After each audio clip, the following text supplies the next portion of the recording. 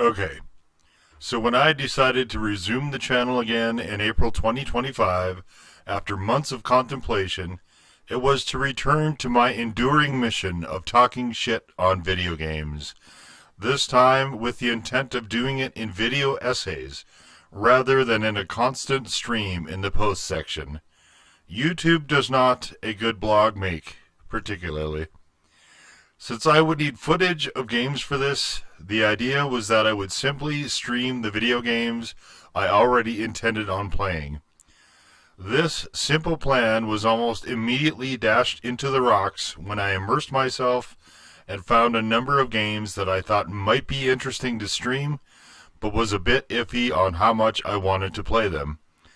The entire thing broke in June, when I had some matters that precluded me from streaming, but in which I had some downtime, and I completed an entire game during that, and worked my way into a second, neither of which were streamed. There are also all the games I played through March 2025 before I started streaming. Most of the games I played this year I also finished, if anyone is curious.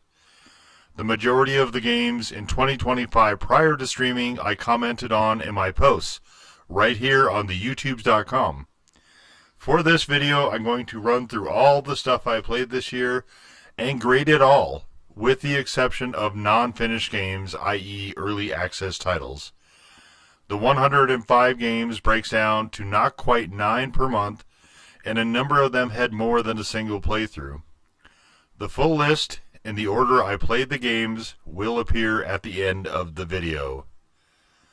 I finished the Quarry on New Year's Eve 2024, and the most striking thing to me about that was the Ariana Grande song over the opening credits. Game is okay-ish, sometimes better in places than the first Until Dawn, but not overall quite as good. I'm including the Quarry in the discussion because I was debating running it again on the 1st of January and commented on it to start off the year. Yes, this is a bit of a cheat to include it in the video, but not so much that I'm putting it in the tally. Consider it bonus material. Anyway, it's a biggie. I mean, think about it. It's camp is over, and I next finished a collection of dubious Match 3 games called Season Match Collection. Parts of it were fine, but it very frequently got overly gimmicky. This is a facet of games, without regard to genre, that I generally dislike when I encounter it. Anyway, C-. Strange Brigade was next, and that game very clearly wanted to be a horde shooter with an Indiana Jones type motif, instead of the zombie army horde shooters that Rebellion did far better. Rebellion also did this game, I should probably note. There is a passing attempted story in these games, and in this setting, the magic does make a degree more sense. The zombie army games are better in most ways, but particularly in mechanics. I did enjoy parts of the Strange Brigade, though. Take a B-. I had gotten Agents of Mayhem at some point, where I think the entire thing was like $1.99 or something. I really liked a lot of what Volition did over the years, and my sole complaint was that they did not take the environmental destruction far enough. I strongly feel that Saints Row 2 is the best GTA has ever gotten, and while a lot of Red Faction guerrilla is boring, trying to test the physics engine to find new ways to collapse buildings is always great fun. With this game, the universe continuity of Ultor rears its head, along with some other different franchise characters, and this game probably should have done better than it did. I think it was mostly a matter of timing, as even though I played this on single player, very clearly it was meant for multiplayer, and I could see where it would offer a lot. Not really my thing, but this was generally pretty well done. B+. I had heard for a really long time, not the least of which from Zanny's videos, about how Sleeping Dogs was peak and so on. So when that came on sale, I got that as well, and probably hated a lot of it. There was a lot of QuickTime stuff, and look, I was hoping this would be a game where I could just rampage and do fun attacks all the time, not have to actually level up and build my character like a serious fighting game. I didn't sign in for all that. I just wanted to throw people into buildings or slam heads in car doors or trunk lids or dumpsters or whatever. This game seems to want to be a more serious fighting game and kind of a tedious one. I did enjoy the driving, but not enough. Nowhere near enough, actually. This one got abandoned and gets a C. I had been playing Baja Edge of Control for most of 2024 sporadically, and that I would play through a few races as if the game was actually Wreckfest, until I got bored and then would switch to something else. This went on for months, until the game finally got to the point where my questionable racing ways proved problematic, as the other cars got a lot better, and I had to worry about damage, pit stops, overheating, and so on. This is probably 80% done, something like that, but I don't find any of that other shit fun, so I doubt I will go back to it. This is pretty well done for what it is, though, so let's give it B. At the same time, I was also playing Need for Speed Heat. It had been a really long time since I played any Need for Speed title, and a lot of this game was pretty fun driving into stuff, as there was no vehicle damage penalty for doing that. So, I did it a lot. I also broke the invisible walls repeatedly and wound up on building roofs a few times. That was pretty fun. This game seems to be made for people who strongly desire to take the Fast and Furious movie franchise seriously, and I am not the right audience for that. I am aware of, but don't really care personally about tuner car shit. In-game, there is a huge disparity between driving at night and during the day, and at night the police got really aggressive, frequently interrupting races. This wasn't really a problem until a pack of like 6 of the fuckers ganged up on me, crashed my car to the point that it blew up, and drained the majority of my in-game money. Naturally, I found this offensive, as I was actually trying to race and not provoke those fuckheads, and didn't have it in me to go through the tedious bullshit of building back up my balance for car improvements so I could actually be competitive, and just uninstalled this game instead. I'm still displeased over this turn of events. Normally I'd give this probably an A-, as I liked a lot of where they were going with this, but fucking me over gets an automatic docking, so B-. I was also playing Mad Max concurrently, until it became clear that Mad Max was going to be by far the more rewarding experience. I think Mad Max, a title I would not normally play, was a game I saw on Kev Dewitt's channel possibly. In any case, this game allowed me to play more or less whatever stupid way I wanted to, with a few exceptions. In some battles, yes, I had to parry or do a quick-time button press, but for the most part I could just run around and drive into people or beat them with various objects and so on. I had a really good gameplay loop going, including with the cars, which I spent a lot of time trying to climb to the top of stuff, particularly once I got Nitro. It occurred to me that this would have been a great game to stream, and started to really nudge me in that direction. There's a lot of repetition here, and the later game starts to feel really dumb, along with a pretty funky ending, but I feel they would have fixed all that for a sequel they never got. Although I think they maybe worked on Rage 2 also, which is the better of the Rage games, so possibly the sequel stuff went there? In any case, overall, very solid, and it gets a B. Back in the day, I played the old Tomb Raider games, where she had these crazy angular tits, as well as a very unofficial patch that has always struck me as one of the first sorts of mods, which was called Nude Raider, and thought those games were okay. I wasn't a big platformer fan, and the gunplay was, well, it didn't seem like they meant to make a shooter with it. Anyway, I moved on to other stuff and missed entirely that they had rebooted the series with a Survivor trilogy to sort of riff on the Uncharted games. I wound up getting the entire expanded trilogy on another PlayStation sale, and after playing through the first one, decided that if Uncharted was the old Tomb Raider improved, the Tomb Raider Survivor Trilogy was Uncharted improved. The first one, cleverly and very originally titled Tomb Raider, was very enjoyable and gets an easy A. That title was also the one that pushed me over into deciding to give streaming a good solid whack. The second one, Rise of the Tomb Raider, was sometimes better, but overall mostly not, though still decent, and I'll give that a B.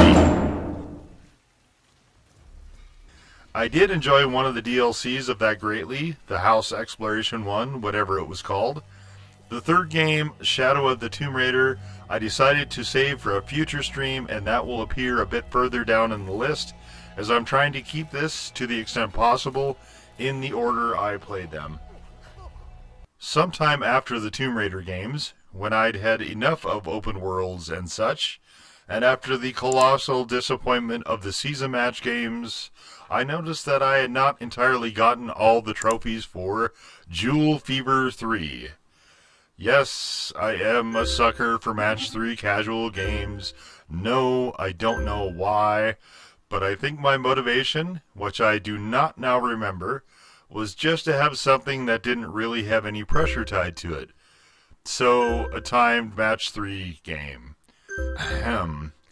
Anyway, while I don't generally care about trophies a great deal, if I'm relatively close to a platinum or 100%ing a game, I will generally do some light engagement to try and pick it up, just for the sake of completeness, I suppose. I can't recall if that was my motivation here or not, but haha, joke's on me. This doesn't have a platinum. I did 100% it, however. It's okay-ish, and maybe slightly better than the season match, so it can have a C. Along the way, I did some testing to see where I needed to put the OBS settings for multi-streams and Steam and the PlayStation and so on, and tried to play a game called I Am Alive. There is a video up of a few minutes of a couple hours of me trying to simply play the fucking game and get all the settings corrected. A wholly awful experience that I did not enjoy. For the PlayStation, I used the Baja game, which went a lot smoother. Anyway, I Am Alive had some interesting ideas, but kind of awful execution, and after cursing the Ubisoft devs who came up with the controls, I uninstalled that as well. D. Sniper Elite 3 was, outside of Resistance, the only game in that series I hadn't played yet, and I finally got tired of waiting for shit-ass PlayStation to put it on sale there. As I knew by then I was going to be streaming, I went to Steam and bought a bunch of games off my wish list, including this. This was one of the last games I bought just for me, and didn't intend on streaming it, which I didn't, for the most part. I think there may be a few test streams using this game that I left up in VODs, possibly. This installment seems to lie in this weird middle ground with the fanbase, but though I frequently found it somewhat more punishing and not the full-on romp that Sniper Elite 4 can become, I greatly enjoyed it. It was interesting to see the progression up to the peak form of Sniper Elite 4, and this was a better game overall than Sniper Elite 5. A full ranking of the games that I played in the series can be found in the post section. Also, we almost never see games use the World War II campaigns in this region of the world, so that was pretty cool that it was set there. The missions were a bit uneven, but this gets an easy A-. I figured I still had enough time to fit in one more game prior to beginning streaming, and Horizon Forbidden West had been scratching at my brain. I greatly enjoyed this game, finding it pulling off the neat trick of surpassing its very excellent predecessor and throwing my suspension of disbelief largely right out the window. I threw a good 120 hours at least at this fucking thing, and don't regret any of them. If anything, I wish there could have been more. Aloy is one of my favorite video game characters, and I had a blast with this game, aside from the actual facility thing on the coast, which I found a lot less enjoyable than the rest. Also, the DLC was available only on the PS5, which meant I could not experience it on the PS4, a facet I found pretty fucking questionable and annoying. In any case, the game itself gets an A, but I'm going to dock it slightly for that DLC bullshit, so A-. In April, I kicked off streaming, but was still playing a game called Gris. Here is my exact wording from the post where I knew that my time with the game was over. Gris is a semi-interesting platformer that annoys me considerably. I decided today was a good day to be done playing it. I hope it has a happy life. Gris gets a B. I was also playing a game called Syberia, The World Before. I don't know why I engage with this franchise other than probably the sunk cost fallacy, as I've already played all the other installments.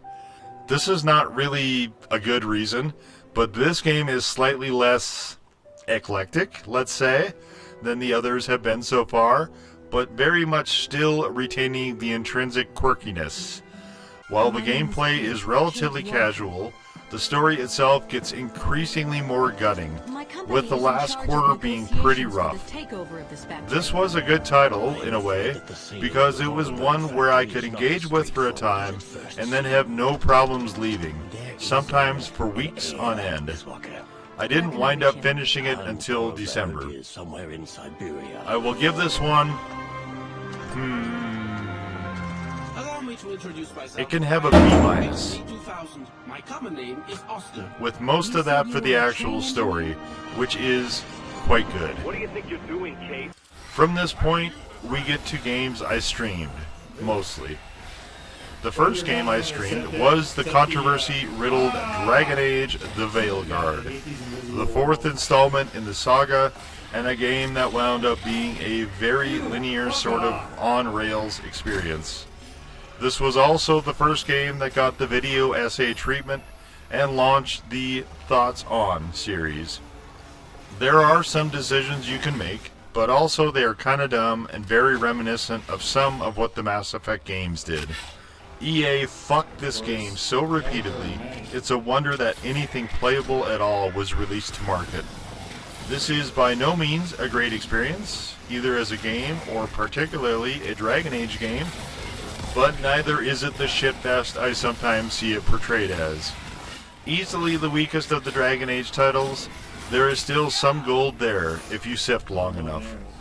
I'll give it a C. From there, I went to Dustborn. This game suffered from not seeming to know what it wanted to be or do as a game. This confusion proved a problem, as the intent was filled in by others, often in a way not generous to or positive towards the game. I streamed the game, but the audio got trashed somehow, something I did not notice for most of it. The musical sections are awful and annoying and unskippable, and the combat system had potential, but felt unfinished, which also extended to the game at large. It's hard to judge something that seemed like it got pushed out the door before it was ready, and I would have liked to have seen what could have been in a more polished state. For what it was, it can have a C-. Rem Michalski is a developer with a company called Harvester Games, and I played extensively through his catalog the first channel run, including the entire Devil Came Through Here series.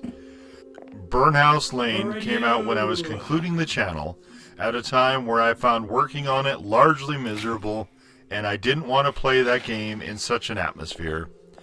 I added it to my wish list and figured if I ever came back, I would play it then. The Harvester games reside in a sort of surreal world, and this one is no exception.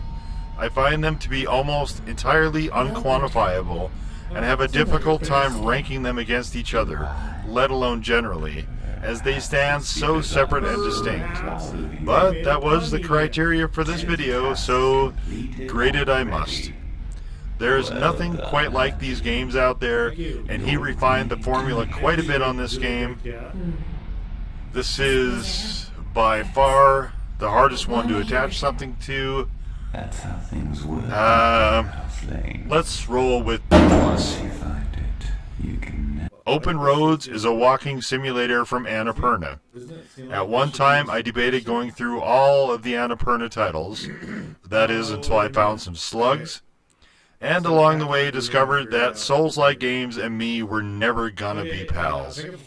Anyway, this game is fine. The boat part was maybe my favorite section, but I didn't think the payoff was quite all the way there. B-. I also started Solar Ash, which took 3 months for me to eventually abandon. The movement was mostly fun, the boss fights pretty much steamy ass, and the game wound up moving into one of my least favorite elements in gaming, which was the endpoint for yours truly. A very uneven, mixed affair that I will give a C. Slay the Princess, the Pristine Cut, was a game that I saw a video on, don't now recall whose, but I knew instantly I wanted to play it. But also that I thought it would make a great streaming title, so I saved it. Once I dug my dirty little grubby hands into it, it was magic. Much more than I had expected. I did not finish that earlier video, you see, for after I knew I wanted to play it, I clicked off and added the title to my wish list so I could go in blind. This game prompted me to make my top 25 games of all time video, at least for 2025, as this game had to be on it. Any game on that list is automatically at least an A, but for the truly special and unique ones, they surpass even that. Like this one, which gets an A+. I have never played a Warhammer game, and was only peripherally aware of the franchise, largely through those little collectible figurines that I'd see in comic shops sometimes. When Boltgun came out, as a sort of retro FPS game, it looked interesting, but not enough for me to want to actually buy. As it turned out, PlayStation added it to the PS Plus games, and I took immediate advantage and played through it on stream. Most of my thoughts are in the standalone video that came after that, where I went through the weapons and also horde mode, but it was mostly enjoyable, though definitely not a so-called boomer shooter as depicted elsewhere. I give this a solid B. I'm not really a visual novel guy, and missed Catherine entirely its first go-around, probably confusing it for Celeste. By the time I got around to understanding what Catherine actually was, there was a full-body edition for the PlayStation, which went on sale, and I got that and streamed it. I hate the platformer puzzle thing, like to the point where I skipped it entirely, but enjoyed a lot of the rest of it, even though the player character is an idiot, like a stone-cold dunce. There is a lot of potential replayability here, but not for me. I engaged as much as I ever wanted with it, and thought it was mostly pretty solid. Another B.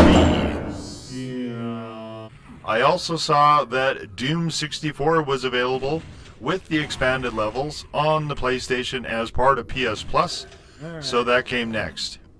I was never planning on playing this game, as I had tried when it first came out on the N64 and found the experience extremely trying. A lot of this is covered in my standalone video of the game, but as it turned out, I was wrong about the title and actually had a pretty good time with it. Some dumb parts were still dumb, but this was the equal of Final Doom, which means it is yet another B.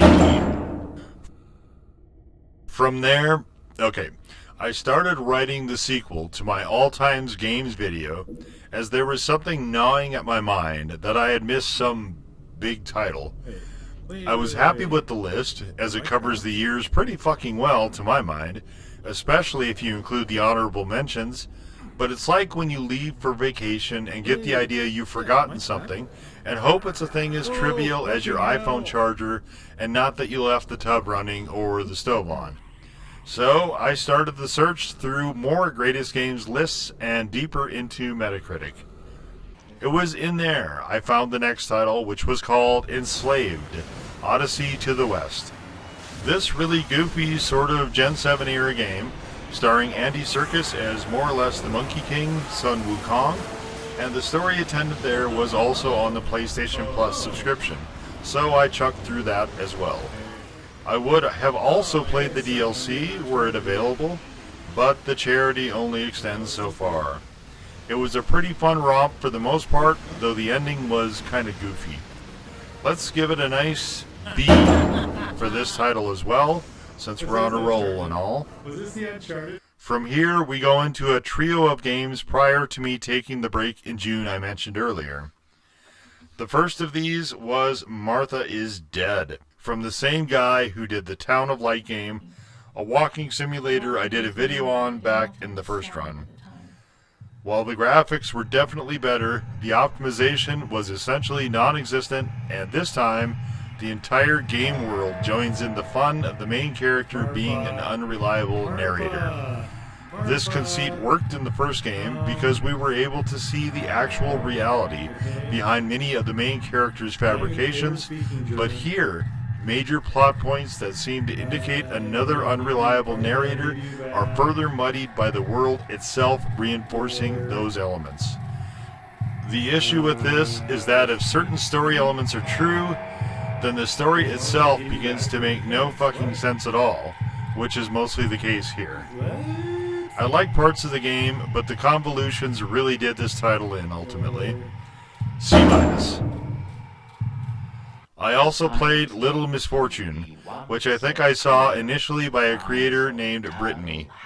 I wanted to play it because this creator missed collecting something I thought was obvious, at least for me watching her play on the big screen. This happens a lot with Oboshu stuff as well.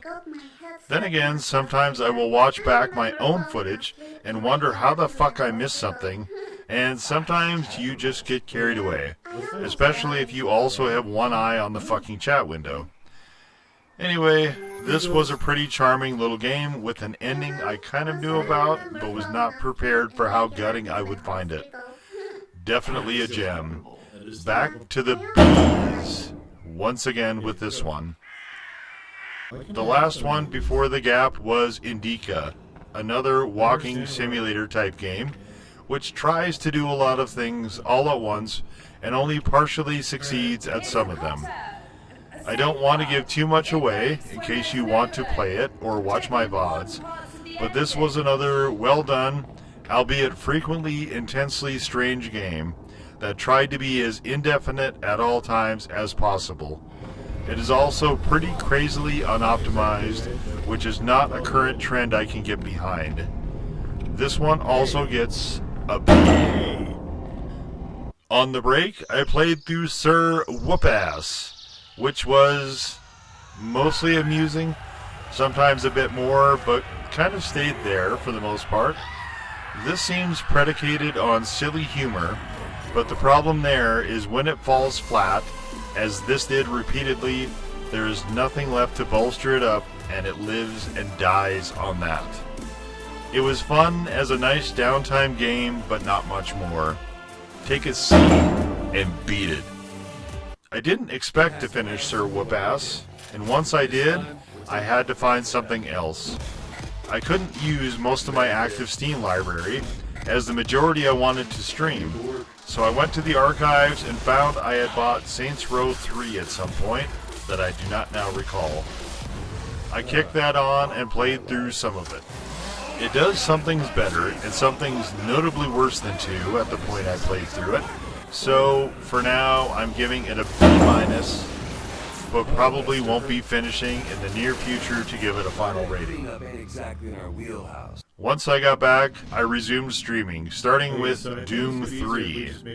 I hated that game the first time I played it, and actually didn't get very far in before giving it the patented "fuck this game" trophy, and moving on to something else actually decent. This game got a few different treatments over the years, and since it was on PlayStation Plus, and I had just had to revise my opinion of Doom 64, I figured I would give this a go. The environments, except for the hell parts, are great, just really phenomenal work. Most of the other stuff is, Well, I did a standalone video on this after I finished the game as well that you can check out if you're interested. I wound up ultimately hating this less than previously, but this is not an actual Doom game as far as I'm concerned. As a game, I'll give it a C. After the quality of life improvements, even if the single barrel shotgun still completely sucks. Alright. I had Castlevania Lords of Shadow on the list for a very long time, literally as soon as I knew of Hideo Kojima's involvement. Perhaps unpopular hot take here, but I am beginning to be of the opinion, after engaging with some of his games, that those games of Mr. Kojima may possibly be overrated. Anyway, I had forgotten this was a God of War clone, and once I got into the game, I discovered it was also a bad one, and punted this fucker through the goalposts of hell. I have traveled here seeking the story was kind of interesting, but gameplay was decidedly not great. I'm from Domino's. It can have a D. I next played Moral Dilemma, which is a game akin to the Stanley Parable, which I did during the first channel run.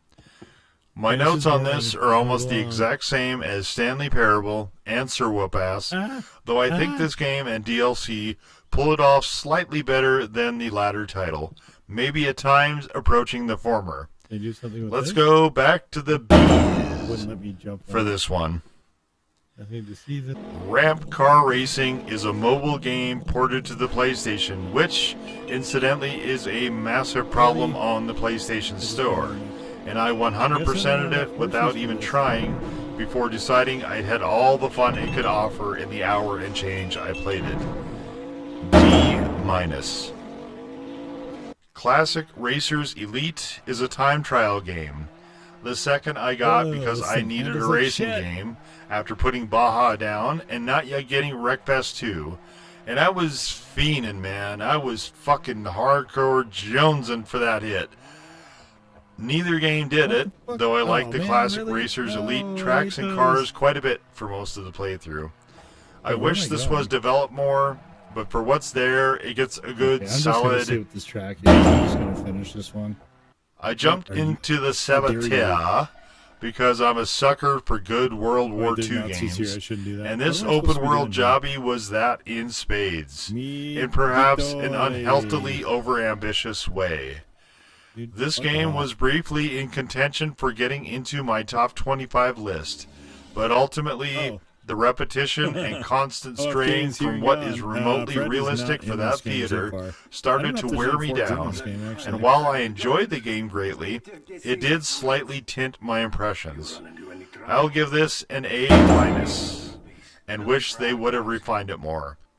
Also, of the 7 VODs I have of this game, 6 are dinged for copyright for music playing on the car radio, which does not affect the game at all, so I'd like to take this moment to, once again, extend a hearty fuck you to the RIAA.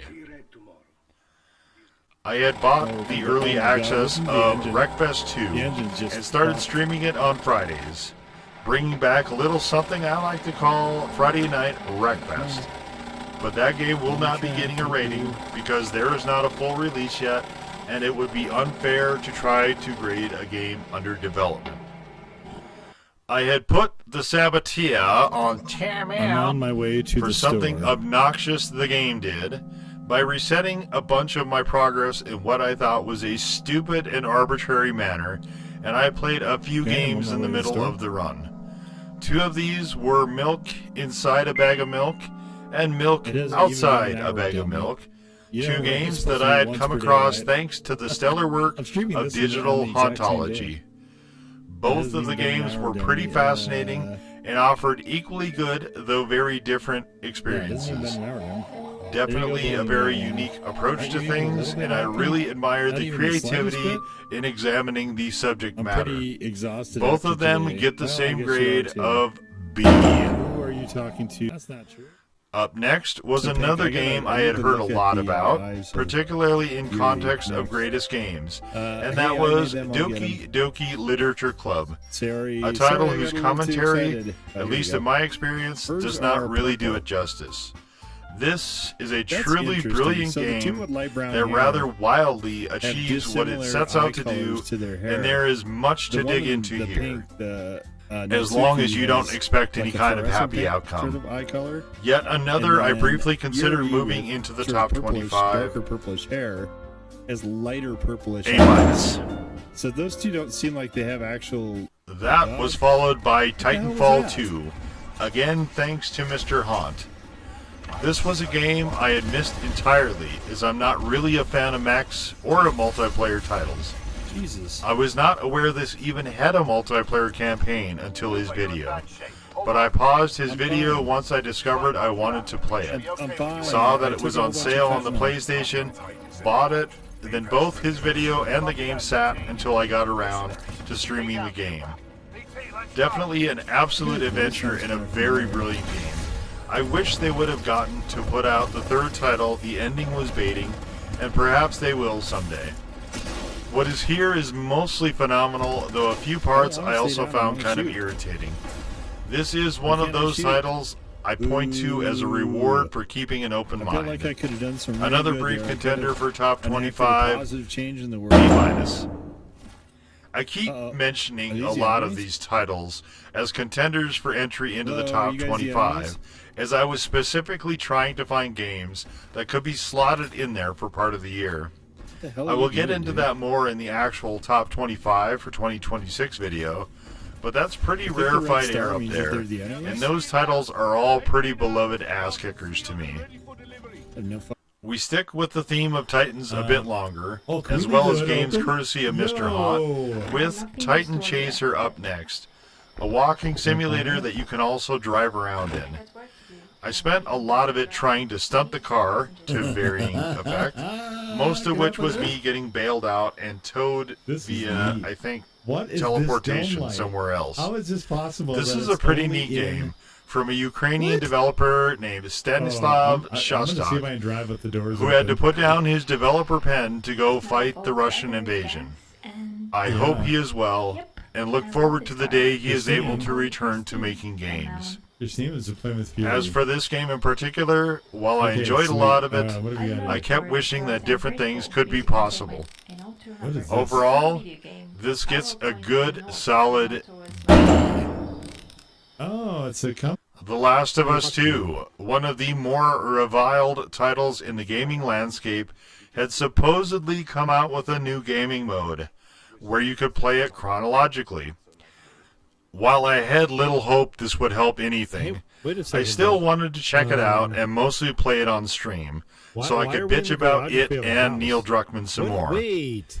As it turned out, that is Yo, only on the no. remastered version Why can't and we- only on the why- PS5, neither of which I have, so Bro, that was why a am pretty I- short why am I in the diversion. fucking garage? Though I did do what I thought was a pretty fun standalone video on it. What the fuck? Why am I in This the gets fucking a garage? C Right minus, there, nobody's and I am in. being way generous Did here. Neil do that? Neil? So, They're not super well. Valkyria Chronicles. This was another title I saw on a video, don't now remember whose, and thought it sounded pretty Oh, neat. man, look at this guy. But that video did not John. really portray what kind of game it was, which was either SRPG or TRPG. How the In fuck any am I supposed to event, draw I my hands tinkered in with the air it a like bit, that? I won't but be able to finding see out what I'm you doing. fucked up took a really long time, and you could very easily wind up wasting hours moving between levels. This one did not seem to be of much interest to what little audience I have or had, and so I binned it for streaming, figuring I could play it off stream maybe, and make compilation videos of the levels. There, I could fail as much as necessary without eating my You broadband fucking limits. Snoopy. As it turned out, I didn't have the time or interest for this endeavor, and shelved it indefinitely, but it seems pretty well done, though I don't think this is my genre. I'll give it a B minus. The Order 1886 seemed like it would be a pretty fun game, and it probably would be if they decided to make a game of it rather than a graphical showcase. Graphics are great, story is main character is great, supporting characters are pretty mid, except for the main character mentor, who gets killed. gunplay is really questionable, as is play overall, unless you really like QuickTime events for whatever reason. Overall, this can have a C for charity. Oh, that's the. I kicked into the Maid of Sker next, which I thought was a much newer game than it was. This is mostly a horror walking simulator with very light mechanics to avoid being noticed and I pummeled. live here now. This goes pretty heavily into lore and has ties to some IRL locations, though the story and characters are fictional. A lot of the game makes no realistic sense, and the best thing, wandering through an abandoned place, isn't really capitalized on enough. Your exploration is often subverted by the enemies, often to the detriment of gameplay, which is a shame. I get it. Horror, horror, horror, terror, terror, terror, fright, fright, fright, dread, dread, dread, scary, scary, etc. Okay, so we have this But they could have had something now. really special here. As it is, the puzzles make a degree of sense, even though a lot of the different environmental elements do not in this context. And this was a game I found myself wishing to take breaks from. Not due to tension, but because I was finding it tiresome at longish intervals. Lots of sadly unrealized potential here. B-. After that was Fear, an early 2000s shooter, which very clearly adored Half-Life, to the point that I thought this was a Source Engine game, even though it was developed by Monolith on their own engine. I don't now recall why I wanted to play this game, other than maybe because it was a shooter I missed from that era, or maybe because I liked other Monolith titles. In any event, I played it like a normal shooter and thought it was just okay, except for the flashlight bullshit, which was bullshit. But after going back and watching Sibby's video again, discovered I was playing it wrong by not using the time slow thing more. I kept forgetting I had it, actually, and the control key was kind of small on my keyboard, so I remapped that function to another key and played the DLC the correct way, at least with Extraction Point. For part of Perseus Mandate, I elected to try to play it using stealth tactics, which didn't really work, before going back to the slowdown and close-in approach, except for the heavily armored fuckers. Both of the not DLC, they were expansions back then, and those expansions, as they did here combined, would often be as long as the main game. Both of these expansions were pretty good, with Extraction Point continuing the storyline and Perseus Mandate trying to have things both ways. We had the introduction of some new weapons, and, with the exception of Perseus Mandate going on for far too long on the last mission, they were both super enjoyable. Perseus Mandate also had what I think are some speed run time trial levels that reused maps from the main game, but I didn't find those particularly interesting, though it's nice they included them. As to the plot, honestly, I didn't pay strict attention to the story, which seemed highly contrived, but definitely early 2000s coded, if not reminiscent of a fair number of themes from the 80s. For me, a shooter has to have good movement, here it's okay-ish, and more importantly, good guns, and these are mostly fine. Some were better than others, and confusingly, the damage seems to change between main game and DLC, but the idea is that you can use any of them when slowing down time to maraud and just wreak havoc. You can only carry 3 at a time, which made me not want to do a video of the weapons, but it was amusing to pick up a spike thrower called the Penetrator and run after enemies telling them to come back and get penetrated. Fun times. This is supposedly the best of the trilogy, so not sure I'll be playing the others, but this gets yet another solid B. I was really impressed with what Night Dive did with Doom 64, and somehow it didn't click that there were new levels being made for the old 90s Doom games re-release package. Those first 2 Doom games were the first 2 games in my all-time top games list 2025 edition, but will, in all likelihood, probably always be there and always in those 2 slots. John Romero, the John Romero, had also made a couple new episodes called Sigil and Sigil 2 respectively, which were also added, as were Final Doom and a greatly revamped The Master levels, the latter of which I had never played before, all in this one tidy package. So I couldn't not get it. There is, as you might expect, a standalone video of all this as well.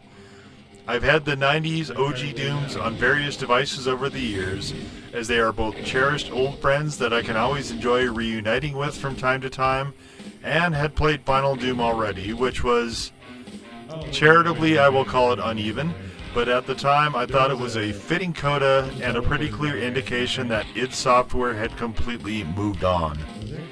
There were also 2 more new additions, No Rest for the Living and Legacy of Rust. I got stuck on these for a while, and I suppose you could conceivably call all the new stuff 5 different titles, even though they are listed as either expansions to Doom or Doom 2. I played all the new stuff and finally got around to the master levels after roughly a 30-year gap. I'm going to count this entire package as 2 games, as noted, and will give Doom and Doom 2 A+, of course. I also could not resist playing the original games a bit, but more to see what muscle memory I had, and I didn't stream either for that. Not in the actual count, but graded anyway. No Rest for the Living gets a B+, as does the first Sigil. Master Levels gets a perhaps overly generous B, while Sigil 2 I liked a whole lot less overall than the first one, so we'll call that a C+. Legacy of Rust, meanwhile, I found pretty uneven. There are 2 episodes to it, Vulcan Abyss and Counterfeit Eden, and while both are dumb names, the dumber of the 2, the latter, was the one I liked better. There were a lot of parts I thought were really great, particularly the visuals, and especially in the second episode, but frequently found the actual level design to be overly goofy and the music frequently annoyingly busy. The new enemies were also a mixed bag. Some of them were fine, and 3 of them I rather intensely disliked. A few of them I thought were greatly overused, and at least one of them I wished was not included at all. I also found the choice to give the plasma gun to the enemies and not allow the player to use it to be an annoying one, and more than once I found myself wishing I had Baby back in my arms again. I did enjoy the historical aspect of the whole thing, but was also glad the first 2 Dooms were the way they were. If anything, this episode made me appreciate them that much more. Collectively, I'll give Legacy of Rust a C. I have learned a lot of lessons, particularly about processes, and modifying those to both be better and more efficient since resuming the channel and starting streaming. Most of 2025 I would call more or less a work in progress. One of those lessons was that, despite having at least part of an eye on gaming generally for a while, I missed that there were a lot of updates to games I'd played, including titles on my aforementioned all-time greatest games list, circa 2025. One of these games was Descenders, which added an entirely new mode. Additionally, Wreckfest 2, while fun, was also early access, so my hopes of reviving Friday Night Wreckfest had rather decidedly not lived up to previous glories, partly due to the multiplayer servers being a touch light on people. This left me with 2 choices: either continue testing the track solo, which I did when they were released and here and thereafter, to see if I could boundary break anything, or go buy Wreckfest on PlayStation, as it was no longer on PS Plus. I had already platinumed the game, so was annoyed but not overly dismayed when it left the service, but back then I had no knowledge I would either be resurrecting the channel or streaming. In any case, Descenders came swooping in to save the day and offer me a third option, at least until I bought the first Wreckfest game, which I did. Of course I did.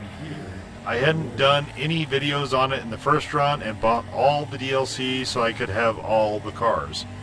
I also tested the new race mode on Descenders for some additional content. Descenders and Wreckfest were already in the top 25 list, and they're both A+.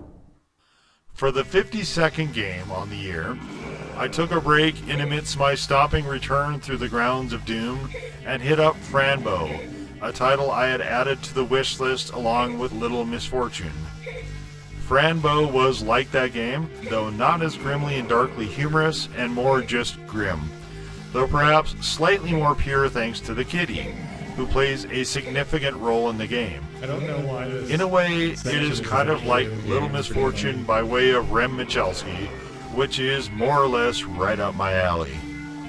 I do think that some of the puzzles were a touch overly wonky, but for the most part, this was a pretty compelling title, even if much longer than Little Misfortune, which does what it wants to do in a wham, bam, gut punch sort of time frame.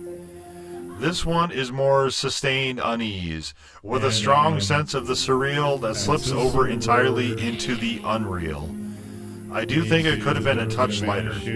In many ways, the story is equally as rough as Little Misfortune, though it works far less successfully here, so we'll call it a C+. For 53, I kicked on Ryse, Son of Rome, which was to be the first Crytek game I'd ever finished. I did attempt the first Far Cry, but abandoned it after not being able to play it via controller successfully. I'd made the mistake of playing the new Ubisoft titles prior, and found the experience rather an underwhelming letdown. I did play at least a couple of the Crysis games when they were out, and while I found them graphical marvels, I didn't particularly find them interesting enough games to continue with, even though I do adore me some pretty shiny looking things. As to the assuredly greatly historically accurate saga of Ryse, I found the idea of making a lot of the button presses contextual, often in the midst of combat, and assigning the same buttons to different actions, again based contextually, a rather significant hindrance to me enjoying this. This got a lot worse when the game elected to be inconsistent as to when the buttons worked at all, and often an action you were taught to do in an earlier sequence would evidently be solely for that sequence. Even the environmental pottery shatters inconsistency, in that sometimes you can, and other times you can't, for no discernible reason. Yes, the game looked amazingly pretty, but it suffered a lot from the same thing that the Order 1886 did, in that it was overly focused on looking pretty, to the detriment of everything else. For this game, they're going for a much grander, epic feel, whereas the Order 1886 was going for a grittier, steampunk by way of Penny Dreadful feel. Still, even though they are totally different games in terms of tone, atmosphere, and setting, this is a pretty apt comparison, as, again, the story is kinda all the characters here are pretty boring, actual gameplay is decidedly not great, and even the game length is relatively similar. There is also a slight pass at a romance angle with the token woman in the game, only without any attendant sexual tension or attraction particularly. Ryse goes a step further by just tossing it in at the end, without any lead up at all, almost as if they ran out of space but wanted to check the box for any attendant fantasy any of the player base may have had. Thus, this one would get the same grade, but I liked the main character a lot less, and the game managed to annoy me significantly more with extremely assy boss fights, so C-. Moving right along, at 54 we have Woofle, the Red Hood Diaries. I don't really know what prompted me to add this to my wish list, but it was in there for quite some time. I think maybe I like the art style of the box art or something. I did rather enjoy the Wolf Among Us game from Telltale, and, as a general concept, always liked the idea of taking fairy tales and spinning them on their heads, so that might have been it. But this thing, this fucking thing. Okay, so look, I'm not a platform gamer, platformer player, whatever, I'm not that. This game is mostly a platformer, with some light puzzles in combat, but really assy combat. I wouldn't say the movement is broken, but it is very, very wonky, to the point where it's not particularly enjoyable to engage with. This, in my view, breaks the fundamental tasks, which are to be preferably fun, but at the very least enjoyable. This game, despite having a really interesting premise, gets right in the way of the initial investment I might have been willing to lend this by making advancing to where I could find out where they were going with it more trouble than it was worth. It does look and sound great once I could get it to work with OBS. I wound up doing a live in the studio type video, and the voice acting is quite good, so a lot of this is the gameplay just not being for me. It was kind of a pity, as this had a lot of factors that should have made it right up my alley. C for charity. Again.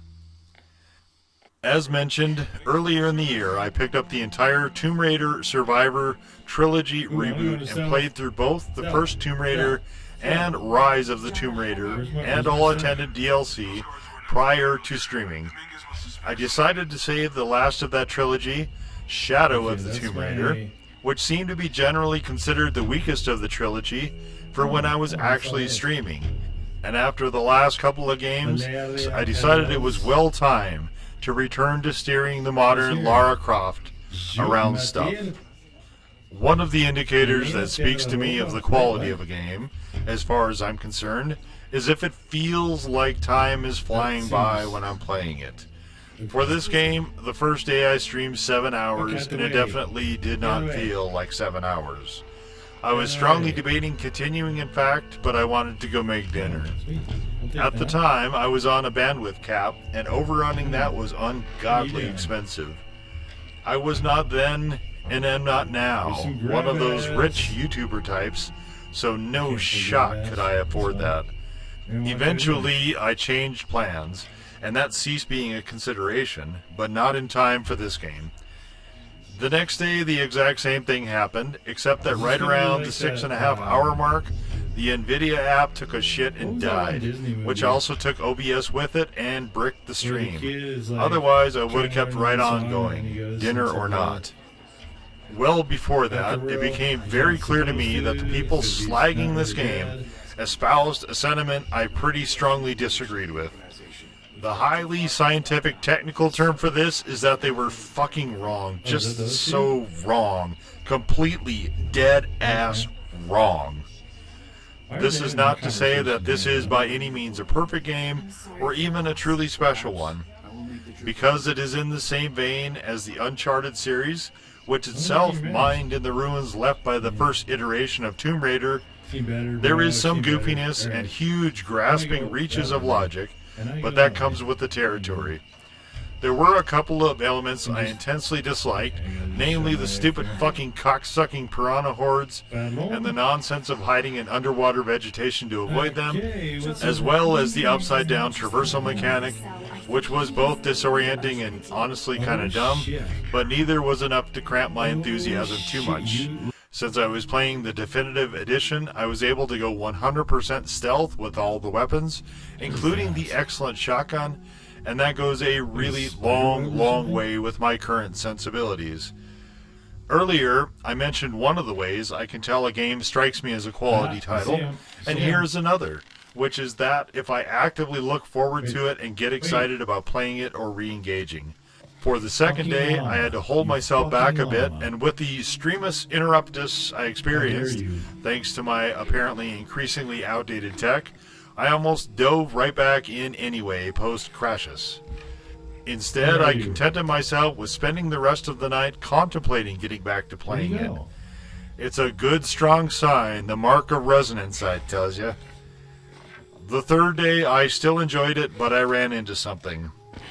I suppose it's one of the challenges of putting a game that should more reasonably be fairly straightforward and linear into a more open-world setting. But while I appreciated the integration of the DLC into the main game, if you acquired the DLC, when spending time with it, as I did this day, I noticed a few inconsistencies, which here and there resulted in Lara getting slammed into rocks or otherwise maimed. The game will train you on how to use its mechanics by putting a message on screen and then giving you an immediate scenario to utilize it, which, you know, good and all. The problem comes in when it presents you with scenarios where it wants you to do something other than what you've been trained to do, or is otherwise less clear on how to reckon with the obstacle.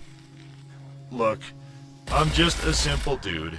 A simple dude who likes white and yellow paint on stuff.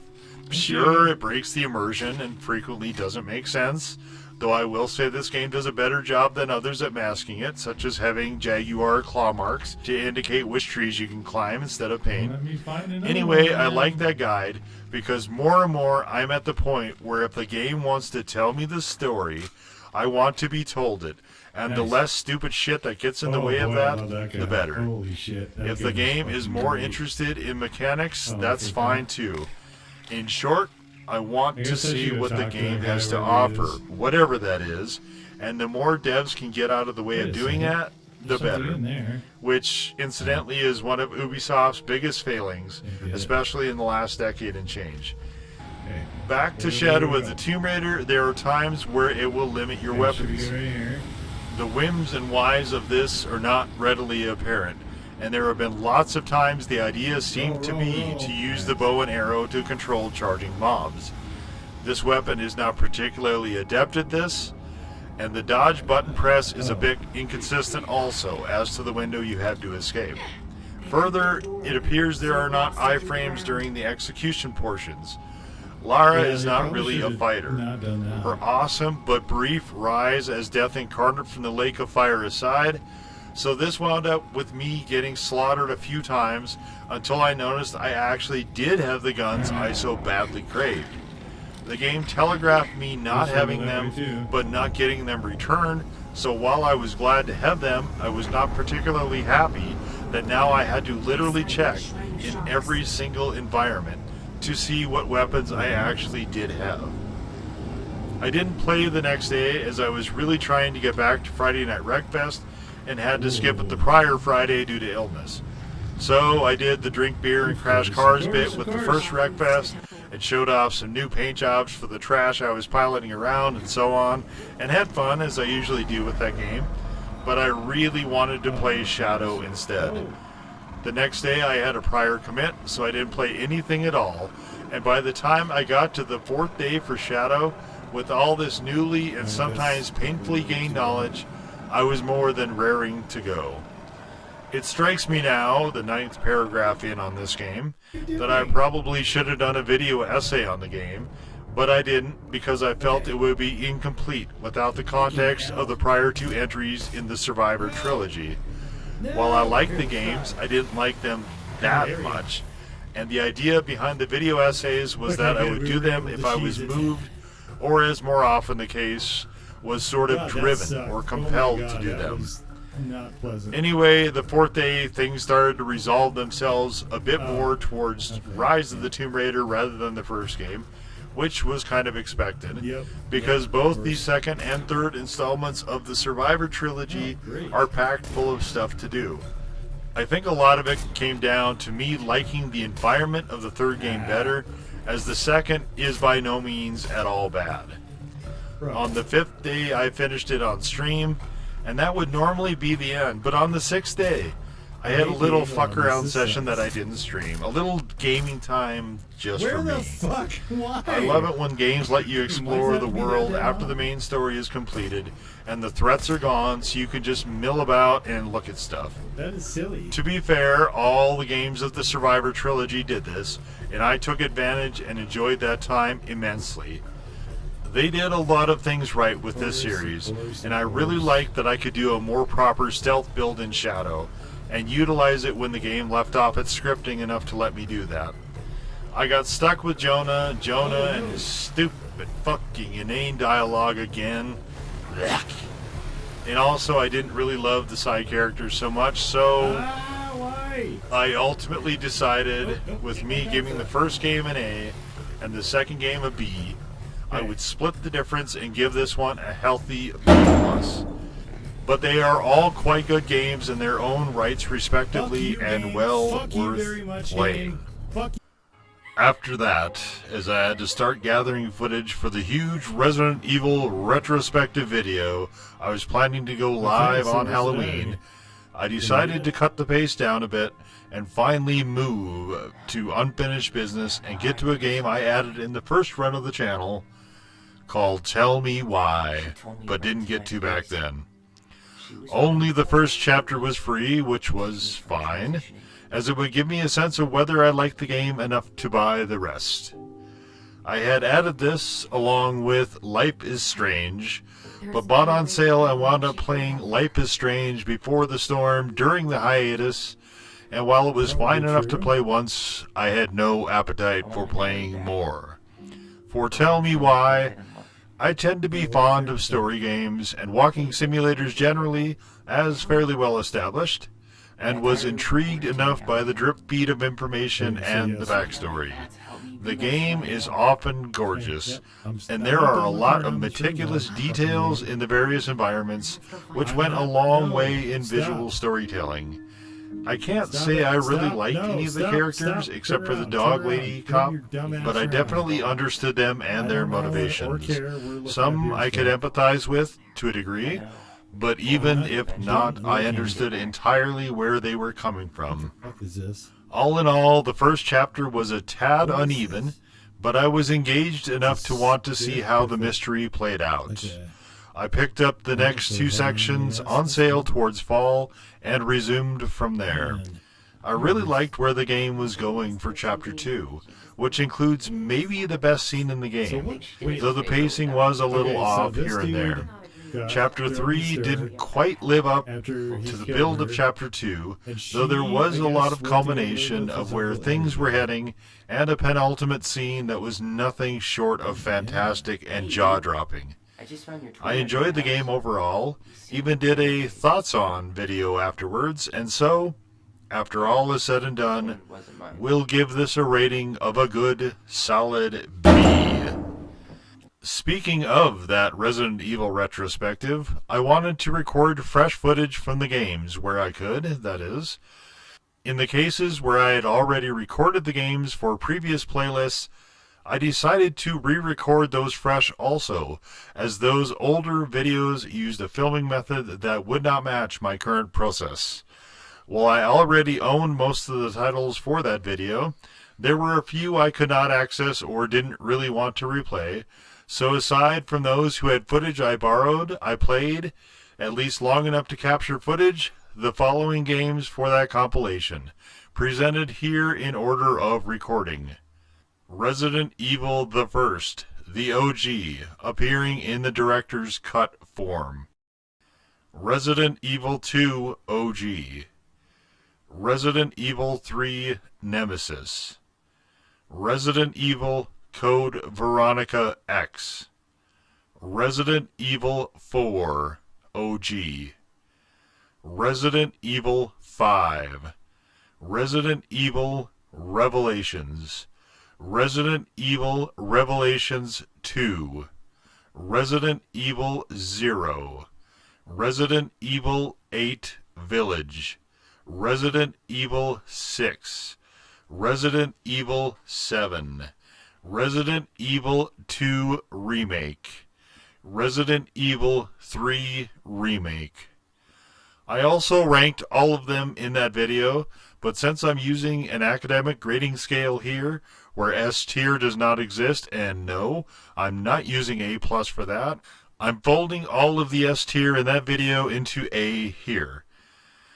If I can indulge in philosophy here briefly for a moment, and I can, since I'm the one writing and voicing all this, when it comes to art, I feel you can only parse and split hairs to a very finite extent. Although, as Gen X, we used to spend inordinate amounts of time doing this back in the day.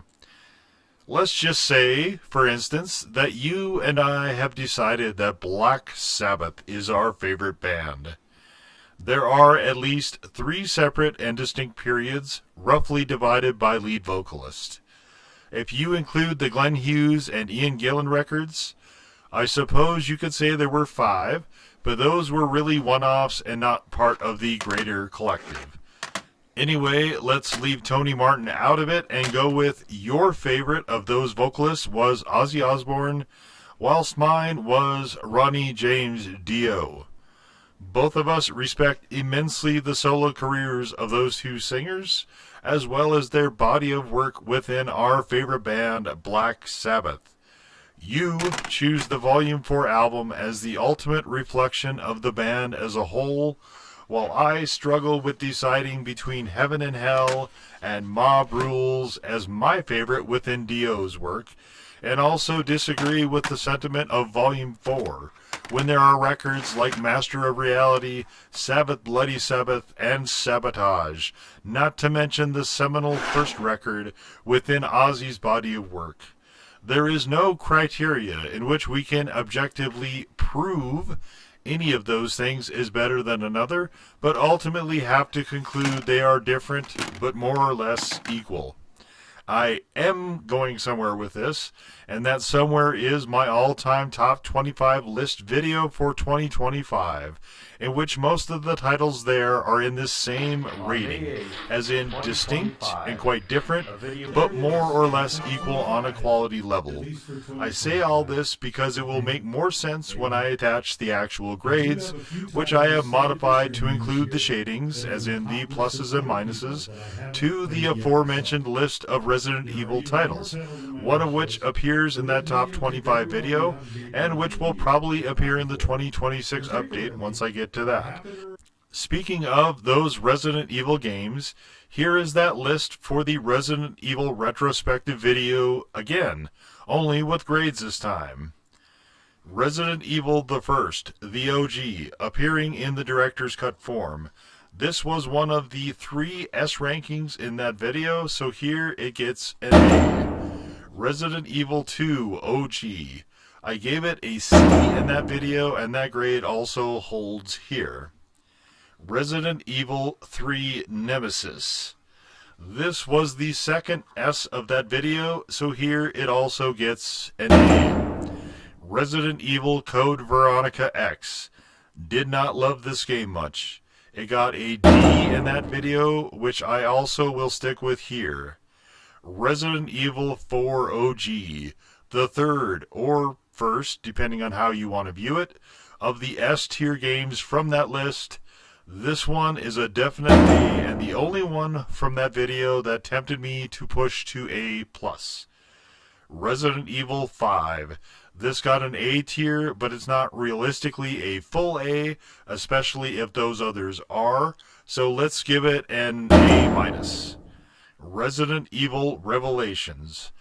I put this in C tier simply because I hated the final boss fight so much, downgrading it from B tier. Most of the game is pretty good though, so let's give it a C+. Resident Evil Revelations 2. Barry's section kinda sorta carries this game, though I admittedly found Moira interesting at times. Let's give it a B for Barry in the tiers, but it's not a very strong B, so let's say B- here. Resident Evil 0. While I did find this a lot better with mouse and keyboard, which is perhaps the secret to tank control games being bearable for me in my current stage, this game ultimately came out way too late, and it came off as pretty dull. Rebecca Chambers is a character I'm, at best, ambivalent about, and Cohen I outright disliked. I also wasn't fond at all of the gimmick of this game. I gave it a D tier in the other video, but let's be generous and say the higher side of that, so D+. Resident Evil 8 Village. My PS4 ate the save file, see? Because what I had intended to do before discovering my PS4 ate my save file was to kick in on a New Game Plus run and do some chapter selects and just film the footage I wanted for that other video.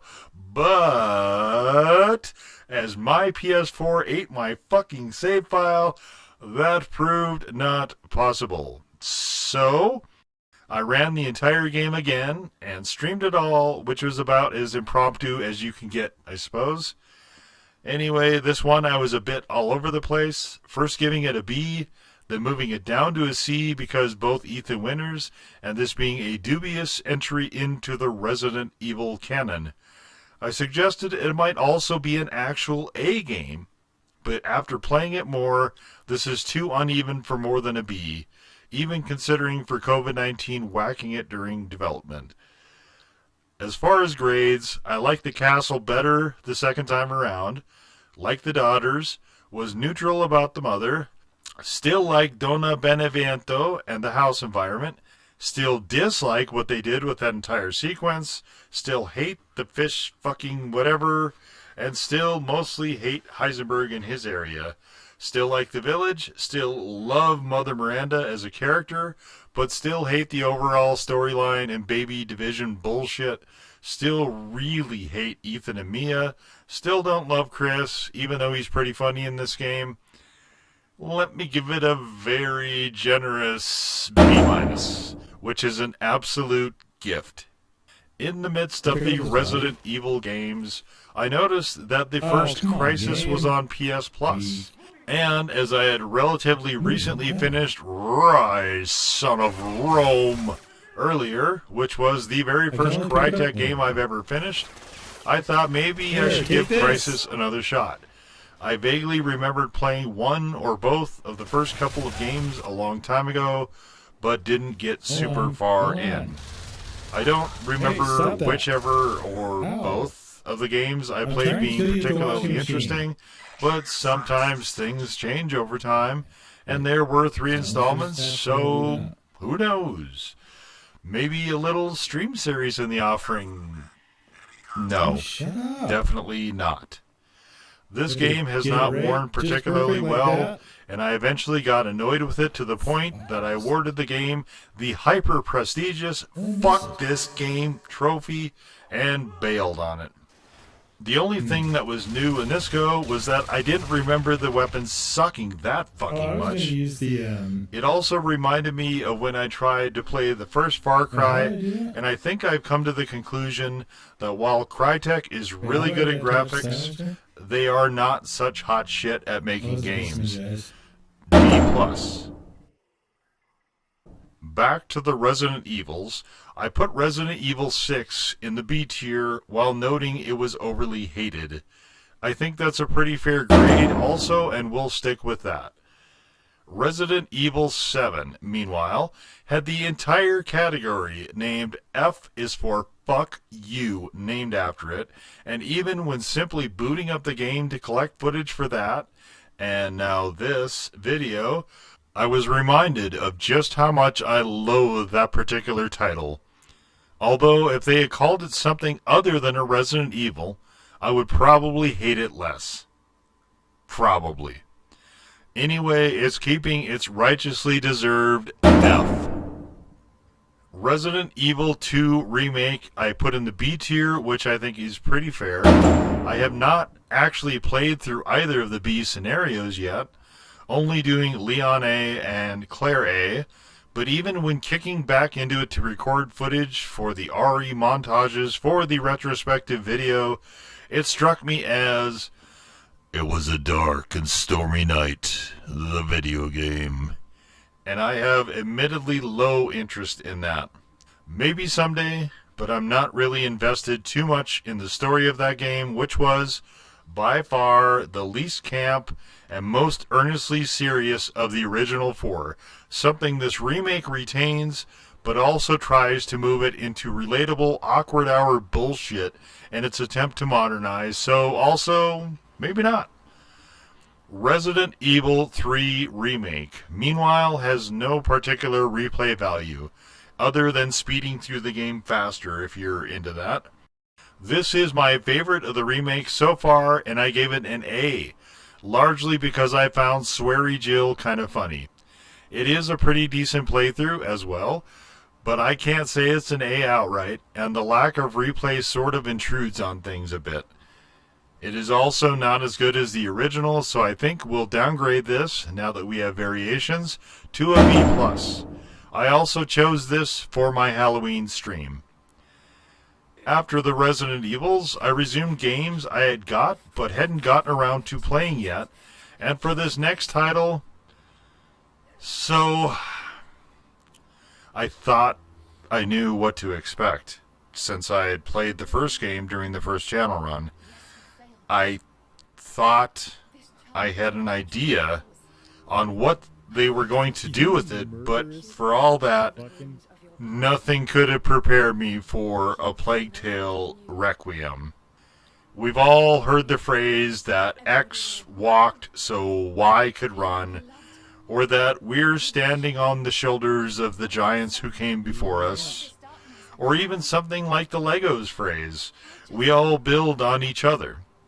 All true, to be sure, but Requiem so massively builds on what Innocence did before it, yet in such a totally different way, that by the midpoint of Requiem, it became clear that Asobo had done it again, and in the process, done something no other game before it had ever done.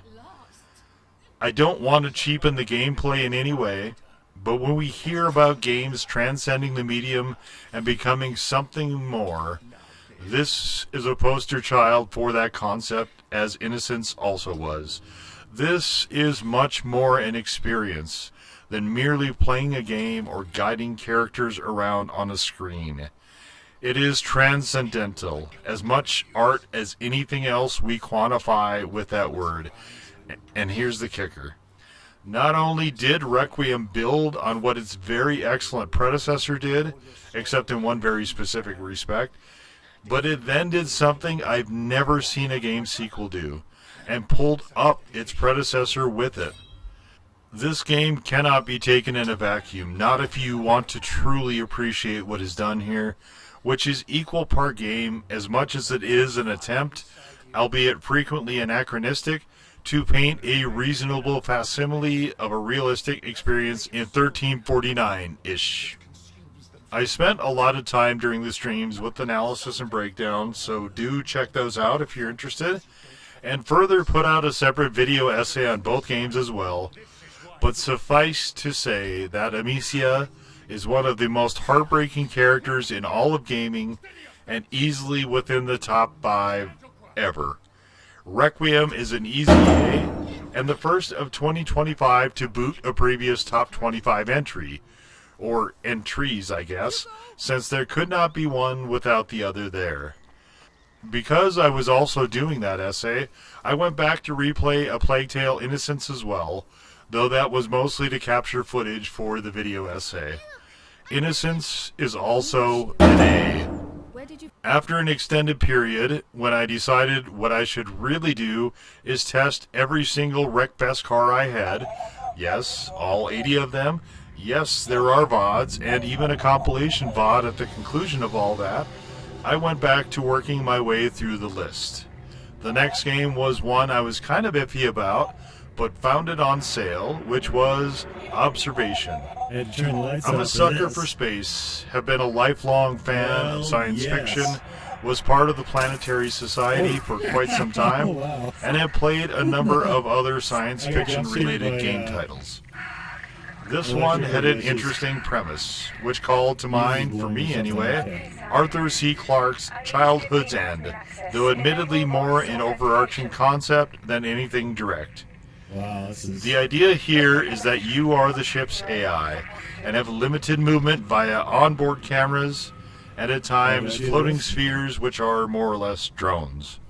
Somehow the entire station has been moved nearly 800 million miles away from your normal orbit pattern through some inscrutable means, and most of the crew is absent with status unknown.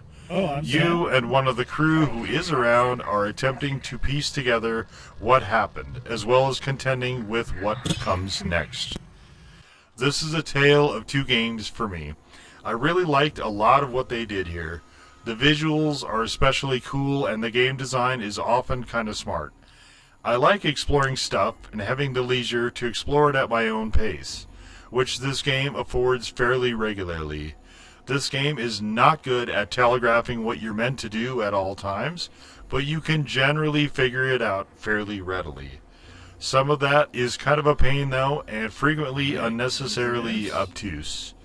I did not particularly enjoy piloting the sphere around, and having it be necessary to have it there to interact with certain terminals seemed overly arbitrary. As this is mostly a story-intensive game, I'm okay with a game of this type telling me whatever story it wants, as long as there is one, but much here is left vague and open-ended. While this space game had a lot going for it, it didn't stick the landing, so to speak, and a lot of the end sequence was decidedly not great. In fact, once you get to the point of no return in-game, you lose pretty much all control entirely, aside from a couple of very minor sequences, and it becomes one longish and kind of draggy cutscene.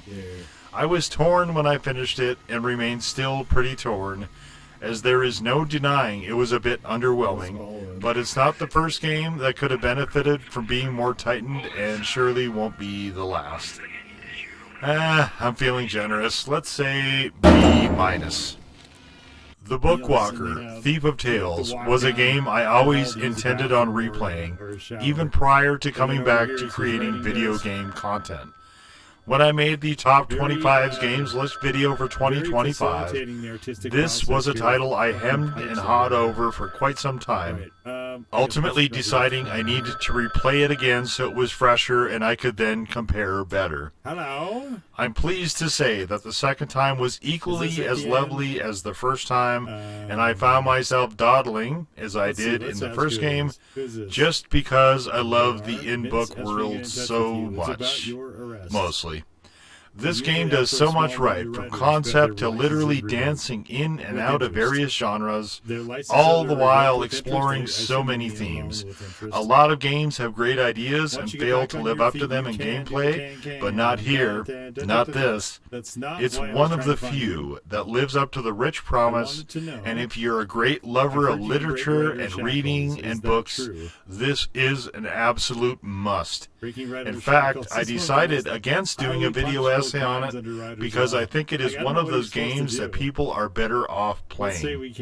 A lot of the interpretations of the various references and subtext are highly individualistic, and I don't want to color those. Also, I don't want to wreck any more of the experience of this very well thought out title than my playthrough already did. It is an easy A, and yes, this also does mean it will be joining the top 25 in the next iteration of that list. After that, I got back to new-to-me games with a game I intended to play during October for spooky season. That game was one that I didn't play when it was initially released, though I had heard of it.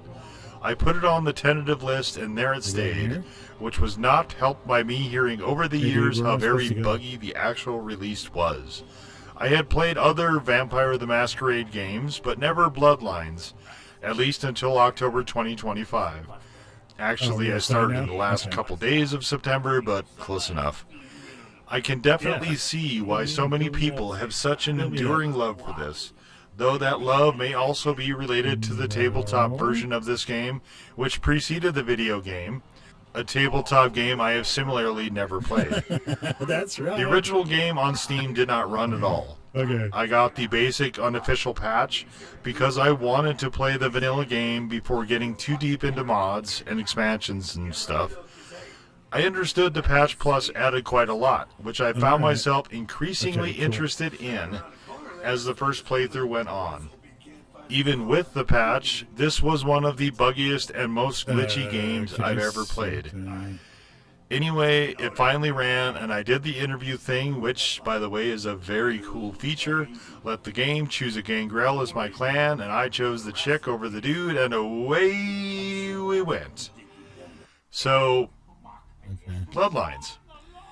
There are a lot of really good ideas in here, a lot of quite brilliant stuff, and this is what I would call a more true RPG, in that you can't stumble your way into being overpowered, and nearly all of your in-game choices have weight. The overarching story is kind of silly, but I really liked a lot of the writing and some of the characters. This is a very early 2000s coded game, so I found a lot of amusement in the back-to-the-past nature of a lot of the tone. It was evidently on Source Engine, so there was some sense of Half-Life to things as well. The cities portrayed in the game are not a match to the real-life analogs, of course, but they seem sort of vibrant and alive in their own way, dark and twisted though it may be. The gameplay, however, and movement were kind of bad, and the combat was outright awful. Level design was mostly solid, with them reusing the city sections in a smart way, but one of the special maps in particular I hated and just wanted to end. It is in a sewer, which starts bad, and you fight stupid, tedious creatures in this horridly overlong and thoroughly unenjoyable sequence. Also, the end boss fights are similarly annoying, focusing almost entirely on the aspect of the game which is weakest, the combat. Maybe we'll try to see. It wound up being more something I wanted to just get through rather than enjoyed. The last day I streamed 13 hours and discovered some annoying shit about YouTube and VODs in the process, but I was invested by then and wanted to see the end. Also, I thought I was a lot closer than I apparently was. I debated a second run through the game for a lot of that first playthrough. The idea of playing as a Malkavian, and with the patch plus, which made a lot of changes and added some stuff, proved to be irresistible, so I ran it back to back, given that it is, in theory, a pretty short 30-hour or so playthrough. I mean, look, I got caught up in the thing. We were well into spooky month, and damn it all, vampires are a good-ass theme for a game for the Halloween season. The most wonderful time of the year. The second run also had a fair number of glitches, some of them in different places from the basic patch, and was possibly even glitchier than the first run. There were a lot of new additions to the scenery and places, and sometimes to the characters and missions as well, or maybe that was the Malkavian path.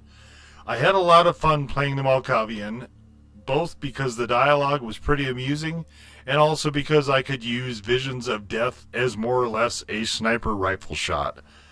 I also decided to do a lot of the stuff I didn't do in the first run of the game, so as to see everything I possibly could. I threw around 70 hours at a 21-year-old game from an IP I knew next to nothing about, so that has to say something. To be clear, though, I did have to cap a few of those sessions because the bugginess was getting to me, wearing on me, and damaging my calm. Which is also why I did not submit to temptation and do a Toreador seduction run, though I think that would be pretty fun also. There is quite a lot of replayability here thanks to the patch, but me being able to play it at all was thanks to the patch. There is also another patch that restores some of the bonus content that was probably meant for a later DLC, but Activision went out of their way to fuck this game at launch, so Troika never got the chance for that either. I may return to play that someday. All in all, I think I will give it a nice round B, but also will note it's an absolute shame the developers didn't get a chance to actually finish it before Activision shoved it out the fucking door. If you're ever unclear that large corporate publishers are the death of art, this is Exhibit A. I had also gotten Vampire the Masquerade Redemption, but that was even older than Bloodlines, and I couldn't bring myself to follow up glitchiness by engaging in what probably would be more glitchiness. So I decided to postpone that a bit. Since I had gotten the other two chapters of Tell Me Why, which I recounted earlier in this video, I decided to play the rest of that game and break the Halloween theme, at least temporarily. I mean, I was also running Friday Night Racing throughout the whole month, which is decidedly not very spooky. If this ever becomes my gig and I decide to attempt a theme month, I will definitely need to plan better. I also started collecting footage for this here video right here, and noticed that I had missed Jewel Fever 3 in my first draft, so after adding that in the right spot, also noticed I had not 100%ed the predecessor and near duplicate, Jewel Fever 2. So yes, I decided to set about doing that, and yes, I did wind up 100%ing this game also, and yes, you can check, because all my PlayStation trophies are public. But no, this one did not have a platinum either. These Match 3 games are just for me and not something I think people would generally be too interested in watching on stream. I may be wrong on this, and if I am, do let me know, I guess, but I generally try not to stream stuff I personally would not watch, and I can't imagine ever watching a Match 3 game stream. Even in a category of games that is probably a tad light on what most people would call actual gameplay, the Jewel Fevers are not among the best of that category. This gets the exact same as the earlier Jewel Fever 3, so another C. So, after Tell Me Why concluded, it was time for a game that I came across called Bunker 1944 FPS.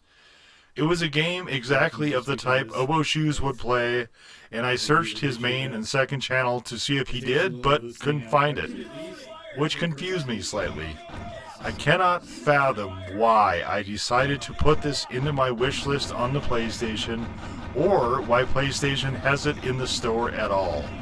There is no trailer for it, which should have been my first clue, but it is one of the few games from 2025 I played in the year 2025, and it was only $5, so it sucked. It flatly sucked. There are no bunkers, just an endless corridor of a tunnel with very nice brickwork, lots of comfy chairs, some random crates, some picnic tables and burning barrels, you know, all the touches of home. The game would not allow me to invert my Y-axis or do any customizing at all to the controls, which were awful, and the game explained none of how to actually play it. It seemed to be pretty clearly an asset flip. I gave it a D is for dog shit, but this was also the worst game I finished in 2025 by a pretty wide margin, so I will give it instead the D-. The aforementioned shitfest was also a pretty short game, right around 2 hours, even with me restarting the game a few times trying to unfuck the sound. I still felt like streaming, so went to Descenders for a perfect run attempt, then lost patience with that and went on to Donut County, a wonderful little gem from Annapurna I meant to do in the channel's first run, but didn't quite get around to recording. It is a pretty nice, fun, casual, cute sort of game, a tad on the short side at maybe slightly over 2 hours, and it was just as enjoyable the second time as it was the first. It can have itself a well-deserved B. Up next was The Void from Icepick Lodge, developers of the infamous Pathologic game, notorious for being one of the bleakest and most unforgiving games out there.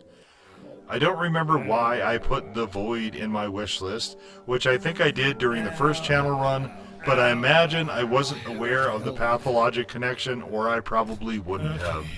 I knew nothing about this game when I started it, and it's always kind of fun to come across these games, the ones you have no idea why they were in your list, or what your thought process was at the time you added them. Anyway, I guess some people really like games taking a long time to see what's in them, but overly and perhaps cheaply difficult games are not really my bag. As far as bleakness, I pegged the tone immediately as likely being from one of the Slavic countries, as nearly all of them have a certain quality, a je ne sais quoi, if you will, a very distinct nature to their nearly overwhelming bleakness. The first day I managed to softlock myself twice, as well as having to restart a number of times.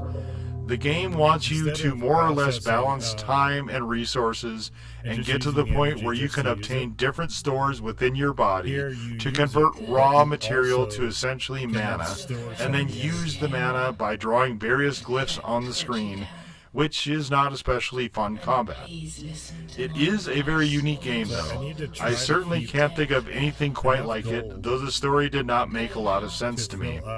I never did quite understand where they were trying to go with it. I did see a number of environments, and some of them were quite interesting, though after a while I got tired of plodding around in them and trying to decipher the mini game mechanics stuffed into this, and just went to console commands so I could see the rest of it and finish the game. This is a game for a very specific type of gamer, I would say, but I am definitely not that. I did like the spirit of inventiveness and eclecticism, but those can only go so far. I'll say... call it a C+. Next on the slate was Hunted the Demon's Forge. except on the morning I was to start it, I got word from Steam that a game I had been eagerly anticipating was released. That being Darkenstein 3D, a title which went immediately into my wish list as soon as I saw the trailer. Here, it seemed, someone who wanted to make an homage, a love letter, to those boomer shooters of yore actually understood what that should look and, more importantly, feel like. Sure, you can update those games with modern sensibilities, but those older titles had a very engaging sort of it factor that most of the games I see trying to jump into the boomer shooter space seem to miss wildly. That of being actually fun to play and engage with. There are certain titles that will take precedence for me, and this was absolutely one of them. It was also one of the few games released in 2025 that I got to in 2025, and on the very first day of release to boot. There was a big looming question. I mean, here I was, all liquored up with nowhere to go, revving to the nines, and would this game live up to the lather I had worked myself into? Yes. Yes, it would, I am ecstatic to report. The first day, the actual dev hopped into my stream on Twitch. The first time, to my knowledge, that has ever happened, and I was beyond thrilled at that. But even more, at just what a truly excellent game this was. There are a lot of smart choices in here, from the music, all done by the dev, to staging, to level design, to the game progression itself. This game not only set out what it meant to do, but in doing so, maybe didn't take its place alongside those past greats, but was probably not more than a step or two removed. It not only echoed the things that made those games timeless, it added some nifty things that further developed the game world. I said in the stream that first day that I would probably put it in my top 5 of the so-called boomer shooters, and I played nearly all of them I could find back in the late 90s to early 2000s. After finishing, I'm thinking more towards the middle of the pack of top 10, but that's still very high praise. I also said this was a game that Sybi would be far better off covering for a video essay, and I'm sure everyone else thinks so too, and has probably messaged him to that effect, so where's the video, Sybi? Where's the video, Sybi? Where's the video, Sybi? In the playthrough, I mentioned I couldn't believe it was free, and I still kinda can't. But needless to say, I will absolutely be buying any and all DLC for this thing. That this was seemingly done by just one lone developer over the course of 4 years is nothing short of amazing. And that developer is insanely talented. Just phenomenal work and a hugely enjoyable experience. Since my playthrough, the dev has already updated the game, so an already excellent game is only going to get better. I hovered back and forth between A- and B+ after finishing that first day, figuring I could just leave it up to a coin flip if nothing happened the second day to push it over. But on that second day, it resolved me more towards the latter of those two ratings, so B+ it is. The third day went a bit longer than expected, as Darkenstein 3D has 13 levels rather than 12, as I had previously thought, though the last one is just kind of an annoying boss fight against Hitler in a mech. So that day was another fairly brief stream, and I also threw in The Lightkeeper, a walking simulator I thought looked interesting and would fit the spooky season. It was also the 4th game that came out in 2025 that I played in 2025, which is a tad unusual for me. Anyway, one of the things I appreciate a lot about walking simulators is interesting/engaging graphics, and this one had a fair number of those, though the drinking and smoking animations were pretty bricked. I mean, you gave him a pipe, drew attention to it, then decided to have him smoke cigarettes. Poorly. Like, why? We will get more into this shortly. I went through the entire game, which is very straightforward and linear, for the most part. There is one section where the game decides to stop giving you contextual clues, after doing so for literally the entire rest of it, which was a tad obnoxious. The movement was fine for the genre, the setting decidedly atmospheric, but the story was kind of goofy. It wasn't bad or anything, just kind of deflated a bit. I think they were going for a mind fuck, wherein the idea was that the island was driving people mad, or forcing them to live with their own psychosis or guilt or whatever. But for me, it drew attention to the largely nonsensical nature of the setting. For instance, the island is somewhere around Iceland. Fine. There is an outhouse set some distance from the house. Also fine. It also has an overhead tank in order to flush. Which is, what? Actually, fuck it. This video is a zillion years long anyway. In for a penny, in for the whole goddamn pound, I always say. So the outhouse is one thing, but then inside, we have a office cum eating area with a small table, 2 chairs, a couple of drink glasses, 1 pot, 2 plates, no utensils, and, perhaps more importantly, no kitchen. There is a well-appointed liquor cabinet, so long as you like wine. The radio hut is located some distance from the habitation area and is set into the side of the hill for some reason. There is an anvil, but without a furnace that would ever burn hot enough to get metal in the state you could do anything with it. Actually, there is no furnace, period. When you get to the island, the 2 guys you are relieving, one of them limping, refuse to speak to you at all. I suppose the idea is that you are supposed to wonder if they are real. Also, the overarching mystery is about the 3 former inhabitants of the island, who went mad and disappeared or killed each other or whatever. There are only 3 beds in the sleeping area and no room for a 3rd, so did they all just go in rotating shifts? The story is that the island started with 3 inhabitants, went down to 2, and you, the player character, is the last one left? Okay. And? All of the background behind this that would provide the necessary context for it to make some degree of sense is absent.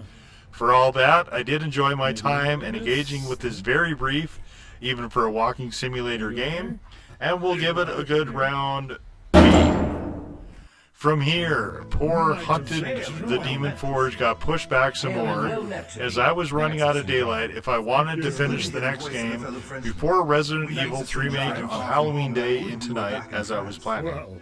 Next was a return to the world of darkness, with Vampire the Masquerade Redemption, the predecessor to Bloodlines, and another game I was not aware existed at all. Had not the Chinese Room taken over Vampire the Masquerade's Bloodlines 2, I would have not gotten into either of those at all. Kind of funny how things work out. Redemption took about an hour and a half to get running in a way that it could interact with OBS, which was sort of the same circuitous way as Bloodlines. Given that the game is older than Bloodlines, this was not unexpected. I should say that I thought I had it figured. But the very first stream, wherein I ran into a fairly steady and constant problem with the lighting in the fucking silver mines, disabused me of that notion. So the first day of streaming was mostly hot, raw, runny ass, as I got rather consistently lost over and over. I did this for a while, before noticing I was getting severe pain in my right forearm, thanks to how this game uses the mouse and me constantly clicking everything rapidly in the dark to hopefully find a path to finish the stupid-ass first quest. So I was debating dumping the stream anyway to figure out the lighting, before OBS eventually crashed and took my entire system down with it. After fucking with the game and setting some more off-stream, to largely no avail, though it was hard to tell, I came back that same day to finish the goddamn mines, which various forum posts had suggested was the darkest level in the game, and kept going until the Embrace, even though the cutscenes were still not rendering correctly. The next day I streamed was mostly the early prog section, and it became pretty clear what the gameplay loop was. which was to go to a dungeon. Even when you're inside a building, the layout is a dungeon. A dungeon usually somewhat winding, and generally 3 or sometimes 4 levels. Fight through various enemies, some of them exceedingly annoying, all with the game's agonizing combat, then a boss fight at the end, then get whatever item and sometimes backtrack all the way to the beginning. The map here is also very broken, which goes a long way to not helping a single fucking thing. Very clearly, either the developers or publishers wanted their own version of the first Diablo in the worst possible way, as that's more or less what they came up with here. So the combat is tedious, the dungeon's tedious mostly, the actual loop tedious, so why did I bother continuing? The reason for that is the story. Though it uses extremely stilted and cliched language, which is meant to be resonant to the time, I suppose, the underlying story of a Knight Templar from the Crusades lusting after a nun who, it seems, lusts for him in return, I found kind of delightful.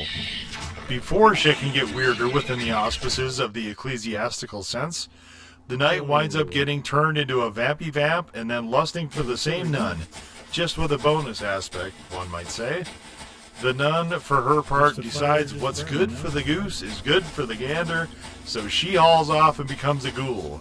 And then the rest of the game is spent with you chasing after her through various cities within the world of darkness, ostensibly to somehow save her. Of course, along the way, you are also tasked with doing various vampire-related duties for your clan and Brujah sire. As a game, this is not a very good one, even for the time. Over the course of time, it has not worn very well. By the 4th day, I was getting pretty tired of the entire thing. The gameplay loop, the shitty combat, though, to be fair, this was greatly exacerbated by London being one of the worst areas, almost, but not quite, on par with the ghastly silver mines in the beginning. I suppose I was well stuck in the sunk cost fallacy by the time I started into the last section, New York. The last 2 sections battled back and forth for second worst of the game, and it seemed a lot like the game was running out of ideas a bit for the back half. The last day I was streaming, I very much didn't want to, and just wanted it to be over, so I could see how the story ended. Was all that agony paid off at the end with a conclusion? Maybe not for me, but Kristoff and Ineska wound up together eternally, so maybe for them. In some ways, there are similarities to Bloodlines, in that the second half sections were shorter, but was very dissimilar in regards to the game running out of ideas. Bloodlines was pretty engaging all the way throughout, and only got bad with a couple of dreadful boss fights. Both games also had similar solid structure in terms of progression, but I began to really appreciate the orchestration of Bloodlines, which was comparatively worlds better. In Redemption, you do get companions, though they change when you leap forward in time, which was a shame as Serena was easily my favorite character in the entire game, running away. Having companions is something I always like in a game, so they can help me tote my stuff around when I'm looting, but in this game they also die very easily, so I wound up finishing a lot of the areas by myself, then resurrecting, awakening them, and then going back to collect whatever loot didn't despawn. I imagine you can maybe control your team, but the game did not have a tutorial section on that, and I couldn't be fucked to go and dig up the manual to look. As an aside, editing note here, the manual is available on Steam, which I didn't notice until right before the last day. So I just played it more or less straightforward. Graphics are very early 2000s, though they do pull off some cool stuff here and there. As mentioned, I did find the story pretty entertaining, so on the whole, this grade is mostly because of that. This gets a C for charity, but a C- really, because that last boss fight is pure ass. After running Resident Evil 3 Remake on Halloween, as noted, I finally got to Haunted the Demon's Forge. It's another game I don't remember why I added, but was probably something I came across when doing research for the best games ever. When I got into things, it immediately reminded me of another game I played this year, that of Enslaved, which makes sense as both are very much late 2000s, early 2010s games, and very much of the 7th gen console in terms of visuals and feel. Back then, women in games tended to be very chesty and have very spherical volleyball or balloon shapes and sometimes physics to their booba, as is the case here. I didn't find the combat especially enjoyable. It is the variety wherein you have to block and also your shield will break down with usage, both of which aspects suck. I also didn't really love the kind of plotting game, which started to rapidly bore me, particularly the highly tiresome dialogue, but then I discovered magic. See, I figured if the elf chick had a bow and arrow, then I should consider running her as I did Sheva in RE5, and just upgrade the crap out of her skills as much as possible, even at the expense of mine, and just let the AI go hog wild so as for me to more conveniently loot stuff, even during the middle of combat encounters. This worked acceptably for a while, but my girl was a menace, and would as often show herself to be highly skilled at fragging me to death. Whoopsie poopsies! I'm not clear why there are two choices, as both the chick and the dude are essentially the same character. Both have arrow flinging devices, the elf chick with the longbow and the warrior dude with the crossbow. Both have melee weapons, both can have shields, and both also have magic. There is nothing particularly differentiating them. The guy will tend to revert to close quarters, and the elf and lass tend to resort to distance lobbing of projectiles, but not exclusively. Anyway, this was a game on the verge of me bailing on it, or maybe just putting it on hiatus, until I discovered magic, which led to a very nice, quick, and easy way to end the combat encounters. From that point, the game became a lot more fun, since I no longer had to rely on the shit combat, and we could advance the story, such as it was. It seemed like the story might have some real meat to it, despite the horrid dialogue, but after one of the more execrable boss fights in recent memory, the answer was no, not really. There was a sort of twist at the end, but it was both telegraphed throughout most of the game and a bit on the sour side. I don't know if being trapped at the bottom of a deep pit where an awful cycle begins again changes if you pick a different character, but it hardly matters. This game is yet another that railroads your character into doing stuff and then attempts to fob the responsibility onto you. And to that, I say, as I did with The Last of Us 2, no. Fuck you, game. Fuck you very much. That was the in-game mystery, though the overarching mystery of why Bethesda, who published it, was interested in a dark fantasy linear adventure game was never answered. I did think a lot of the environments worked quite well and often looked pretty cool, though the gameplay elements were a bit shakier. The explosive devices in particular were kind of duds, and the turret sections were decidedly not great. The voice acting was stellar, but the characters were frequently given pretty idiotic stuff to say. All in all, like Enslaved, this was very representative of the era it was developed and released in. I was initially going to give this the same score, but I found I liked this game decidedly less, and so this one gets a C+. From there, again, going back many years, I looked to the Painkiller games, not counting the newest remake, all of which I bought over the summer when they were on sale. I was feeling the burning need to get back to an FPS, and this one, like Fear, I'd always meant to get to at some point. Up first was Painkiller Black, which was the first game plus DLC all in one nifty package. Most DLC or expansions I consider to be kind of nifty additions, but not always necessary, and so I don't usually include those as standalone titles. I will absolutely throw in on getting it, if I'm able, for the most part, unless it's stupid shit like alternative skins or whatever. The first day, it struck me that I was dealing with another Slavic title. It's the tone, I'm telling you. The tone. And this did come from a Polish dev, so my senses were unerring once again here. I don't know the exact backstory, and the game seems to act as if this is something already known to the player, which I found a tad puzzling. Anyway, this is more or less consistent with the mid-2000s it was released in for an FPS, with the slight exception of the boss fights, which are among the worst I've ever had the misfortune of experiencing. Other than that, the environments are cool. Eve wearing nothing but either a towel or sarong, I was never quite sure, and entirely unclothed aside from that made me constantly giggle. And as a shooter, it was overall pretty solid. I did a thoughts on video for the entire Painkiller series of games I played, so specific notes for this game and the others are there. For this title, I was going to give it a B, as it is generally competent at what it's trying to do when it works, but that's the hook. It frequently doesn't work.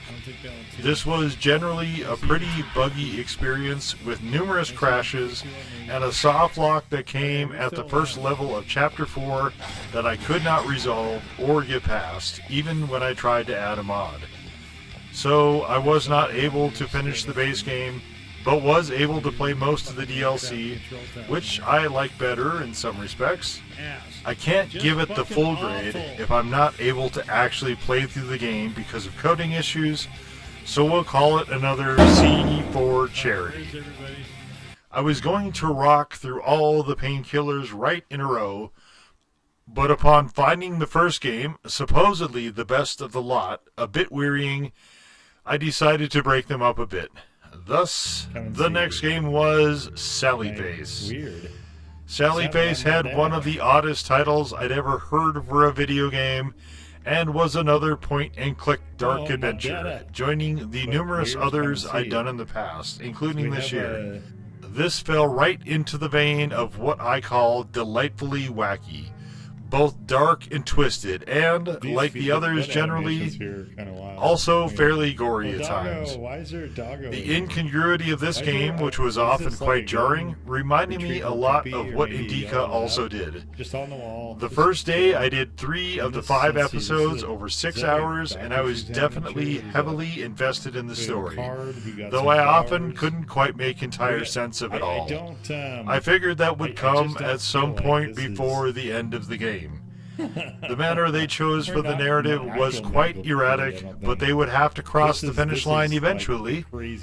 Surely. A lot of the lore is buried in the game, and I thought it was doing a very cool thing by allowing you to selectively go back to the chapters and trophy hunt, but no, it wanted to restart the entire game from one of those points. As most of the chapters ran a solid 2+ hours, and the last 3 episodes had a lot of sections I did not enjoy from a pure gameplay perspective, there was no chance of me doing that. The game was definitely quite a journey, and rather than telling a single cohesive story, it chose the tact of bouncing around and presenting engaging new thing after engaging new thing, often with significant deviations to both art and playstyle. I definitely greatly enjoyed this game, though I found myself wishing the developers had structured it somewhat differently in more than a few places. Still, definitely recommend, and this gets a D. From there, it was on to Painkiller Overdose, which I wasn't sure if it was meant to be a standalone game or an expansion to the first game, and the title wasn't clear either, as it is apparently both. As such, and given that it is sold separately and doesn't require the first game, I am calling it a separate title. The publisher, Dreamcatcher, switched developers for this, and they evidently decided, along with a new main character, to have facsimiles of all the weapons in the first Painkiller game, only worse. All of these are broken down in my Thoughts on Painkiller video. My biggest impression of this game was there were a lot of neat ideas for the various level designs, but execution was nearly universally fucking awful, which is a pity. There was definitely potential here. Anyway, this is worse than the first game, but it has its moments here and there, so it can have a C-. I decided to keep sticking with the Painkiller series since it was broken up by a Friday night Wreckfest session with Wreckfest 2, and resumed the trail with Painkiller Resurrection up next. I liked that we were back to the first game weapons, as the weapons of Overdose I found mostly not great, but disliked that they reordered all of them, a baffling, nonsensical decision. I thought the first 2 levels of Chapter 1 were kind of neat and was enjoying myself when I could remember the correct number for the weapons I wanted. Sure, it crashed a lot, like a lot, and I spent most of my 5-hour stream fighting the game, even after I patched it, but I was generally having an okayish time until the 3rd level of Chapter 1 when it all fell apart. Textures were pretty well fucked, which I'm not going to show here, as I found them hard on the eyes. Go check through the VOD if you're interested. I kept dropping through or getting stuck in the floor randomly, which compounded a level that did not have great design and was kind of boring. I'm being charitable here, but truth be told, this was one of the worst levels I'd run across since starting the Painkiller series. Anyway, the 4th level would not load at all, just kept dropping me through the map over and over into free fall, so I wound up giving up completely, as this game was too broken to continue.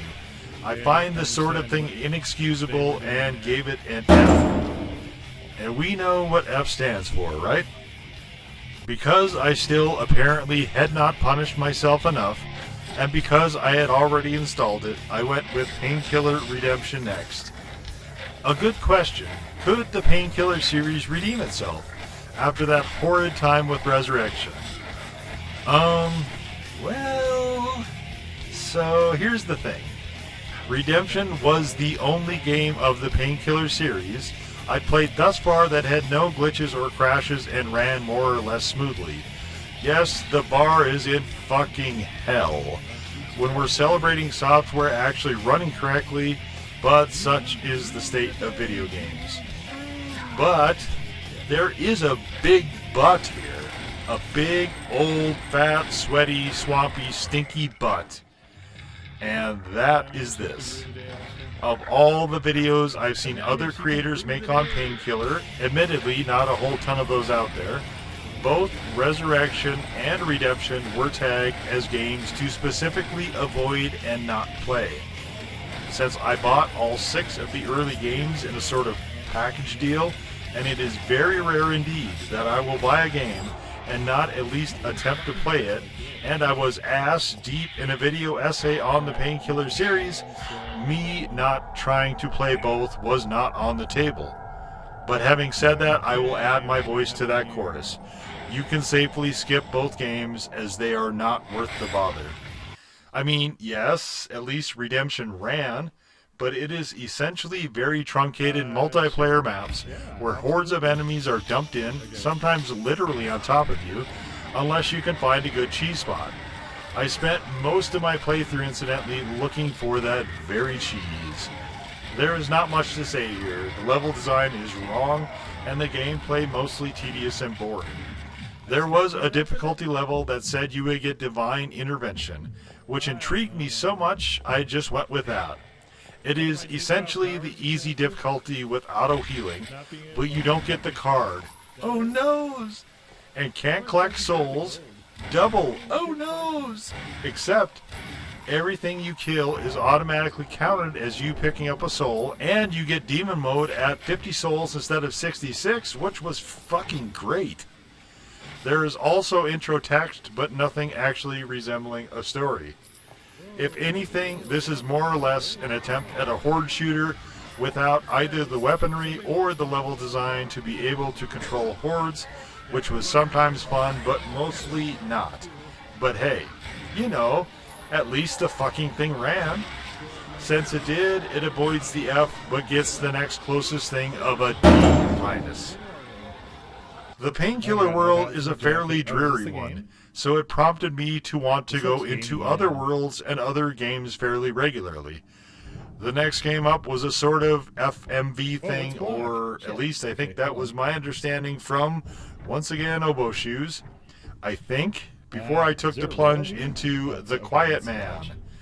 This game delivered something I didn't need or want, which was another contender for most miserable gaming experience of the year.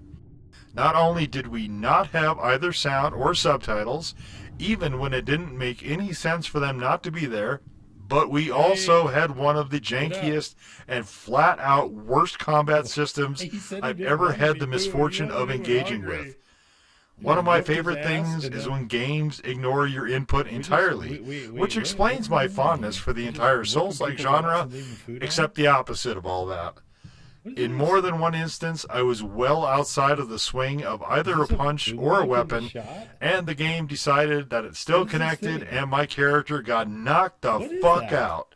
Yeah, no. This was another rage quit, another winner of my highly coveted Fuck This Game award, and earned its dumbass self immediate deletion from the PS4, all of which is in the VOD, incidentally. I do think the concept was kind of interesting, but execution was absolutely fucking woeful, and I was bored long before I was annoyed to the point of bailing. Take your F and get the fuck out of my face. This brought us back to the Painkiller series, with Painkiller Recurring Evil, which I hoped was more like Redemption in running smoothly and without bugs or glitches, but perhaps more like the gameplay of Resurrection, which at least had a modicum of story to it and seemed to be somewhat leading to something. It started with the idea of Redemption, wherein we're back to Bill, but the gameplay was more like Resurrection, then very agonizingly, achingly slowly started to move towards Redemption. There were again some neat ideas for levels, echoing Overdose, but like Overdose, it failed miserably in connecting with them. And some of the levels were competing for being the stupidest of the series, so mixed bag there. None of them were any good or even approached it. It only has a single chapter, and that only has 5 levels, and I made it all the way to the boss fight of the last level before the game bugged out and kept crashing. It was more or less complete, I guess, and the boss fights have been garbage in this series, so no great loss. Recurring Evil is slightly better than Redemption and ran mostly fine, so I guess I'll give it a D for dog shit. Or maybe D for dumb fuck that I am, throwing 17 hours at this middle of the Painkiller series garbage. I once again needed a palate cleanser after Recurring Evil and The Quiet Man, and the 2 Painkiller games before Quiet Man, and I noticed that, thank goodness you're here, this sort of lighthearted romp that came out in 2024 was being added to the PS Plus games. This seemed like the perfect thing, just what the doctor ordered, and so I threw in on it. And I was right. This was an absolute delight, from the humor, which tickled my fancy and struck me frequently as South Park by way of Monty Python, to its own absurd dynamic. Also great was the pacing, which is quite clever, in that it very definitely leads the player, but does so in such a subtle manner, where it seems that you are simply not getting lost more than you are being led. The writing is quite smart as well, and the entire experience, while short, is highly enjoyable. The developer choices were quite keen from the jump, and including all the way through the credit sequence, though I do wish it was possible to skip that after the first playthrough. This was very much the right game at the right time for me, but there is so much built into it that I didn't get to, even with some light trophy hunting and subsequent replays, that I could see having a few more goes at it. Highly recommend, and this gets an A-. After a brief break, it was back to the Painkiller series to finish off the earlier games. This meant it was time to get to Painkiller Hell and Damnation, which was both a remake and a sequel to the very first game. It was also back to Poland for development, though this time with Farm 51, but still full circle in some ways, But before I got to that, as I was on a little break after Thank Goodness You're Here, I saw some videos on a game that I did a fairly extensive series on in the first incarnation, but set down for the most part since then. Does pretty well. I started thinking, since the Black Friday sales were such utter shit, that maybe I should consider bringing back the series on that game and set about reacquainting myself with it. The game didn't seem to me to really lend itself well to streaming, but I figured I'd get back in touch with the mechanics prior to deciding if I was going to do a standalone series or buy the season pass and do stuff on stream, or possibly both. Of course, Teardown was on my all-time favorite games list for 2025 and was going nowhere for 2026, as I love this game quite a lot. Hell yeah. So easy A here. That's what we're talking about right here. Back to the last of the Painkiller games I meant to do. Painkiller Hell and Damnation was one I expected to be pretty solid, given that I viewed Farm 51 pretty favorably as developers, and I was proven justified in that. The flow, the pacing, the level design, and the gameplay were all silky smooth. Plus, there was an additional new weapon, which I adored so much I used it for most of the game. It wouldn't be Painkiller without the cards and silly boss fights, and by the time I got to the last one, I was well fed up with the games, to the point that even reviewing the VODs for footage for the video essay was somewhat of a challenge. I just didn't have the patience to beat the final boss after failing a few times. The game overall was a tad on the short side, but the DLC also had some nice touches, and maybe once I'm not sick to death of the game world, I'll come back and play around in it some more. Maybe do a little light trophy hunting, as this was easily the best of the series for me. I will give this one a pretty ready, steady, strong B+. After that, it was back to the PS4 for As Dusk Falls, a sort of point-and-click adventure game. As these tend to be story-driven, they generally have my interest, but this one never quite grabbed me when I looked at the trailers on the PlayStation. That sucks. That is, until it got added to PS Plus and I didn't have to pay for it. Or rather, I wasn't buying separately since I was obviously paying for the PS Plus membership. Here, take this thing. Point being, since it was added, I figured I might as well give it a shot. This turned out to be the smooth, good, objectively correct move. As if I had actually paid for this game independently, I would have been pretty pissed. With the whole point-and-click sort of story arc choice games, they come down to a few things. Gameplay is almost always a wash, so it relies on story, particularly suspension of disbelief and characters. In these two most important aspects, the game fell down a bit, as well as in one other. For, you see, they made the odd choice to use a bunch of stills, sometimes with background motion, and just have them fade into one another. The artwork has this odd tone, sort of like an off-kilter watercolor aspect. It was just weird. Add to that an extremely convoluted story, which was pretty soapy and also nearly immediately killed my suspension of disbelief, along with one of the worst collection of characters in a game that I've seen since RE7. In RE7, the only characters I even partially liked were Zoe and Evelyn. For this game, it was a cat that one of the side characters had, and that's it. The rest of the characters I found to be varying degrees of annoying, and I actually tried to kill off several. The word I kept coming back to for this playthrough was mediocre. Perhaps even aggressively mediocre. Yes, I finished the game, but that is because I am loath to leave things unresolved or unfinished once I start them, and it wasn't bad enough that I wanted to actually stop playing.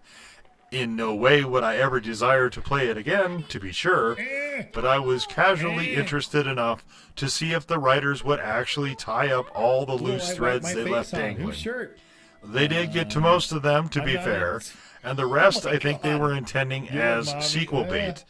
No idea if this game will be followed up on or not. Given that it's Microsoft, who is busily chucking everything they can heave-ho into the sea, I have my doubts. Anyway, this game gets a C. Oh no. When I was playing the Saboteur earlier in the year, I came across another World War II game that was mentioned alongside it in some place or other, and that game was called Velvet Assassin. Okay, so there's... I'd never heard of it, so naturally I decided to buy it. Is there stuff there? It sat for a while, but it sounded like a good game to jump into next. So I got the requisite patch to play all the old shit I subjected myself to for most of this year, and fired it up. It would be hard for a game to be much more up my alley, at least the early part. Absolute baddie of a protagonist. Yes, I know she would be old enough to be my grandma, but she's still a hottie. Who's shooting me? With the delightful British accent? Check. World War II game? Check. Heavy emphasis mostly on stealth? Check. A high potential for one-shots? Check. Outstanding environments and a sort of comforting, warm overall feel and tone? Check. Laying down entire legions of Nazis? Check. Yeah, I'll take that. For all that, it's not perfect. The gunplay in particular is borderline atrocious, which was fine, as I figured I would try to stealth kill as many as possible with the knife anyway. It's a good thing I did, as ammo for the silenced pistol is dear and precious. Quite a few levels, I got exactly 7 bullets for the entire thing. Gee, thanks. Let's use it again. So generous. I tried really hard to avoid going loud, though there were a few times it made sense. In this game, there is lots of poison gas, which I generally hate, but here I also had a gas mask, so fine. It was quite useful as a tool, though not as much as the exploding barrels. Our femme fatale is also very fragile and takes extremely limited gunfire before swiftly reaching a game over state. And the Nazis seem to often be of the head scanner variety. With that and a sometimes funky checkpoint system, there is a good amount of tension throughout most of the levels. I think a lot of the brilliance of this comes down to set pieces, which are marvelous and about as near perfect as one could ever want. The game does not shy away from the various war atrocities, but rather shoves you face first right into them, and then has you maneuver around within them. It is one of the more gutting, gritty, and brutal things I've ever seen a game do, and your character, the silky assassin, is increasingly weighed down by the things she must do to match these hideous, awful things that groups of humans do to others. Level design itself was generally good. You can sometimes find alternate paths, but the game is fairly linear on a whole. The story plays out through mostly standard military/sabotage mission stuff, but there was an eerie undercurrent to it all, which was leading, building to something, and I was excited to see what it would all culminate in. However, like so many games before it and after it, it didn't stick the landing and fell headlong into a faceplant. See, here's the thing. All the levels, evidently that she is remembering, all of those are quite good.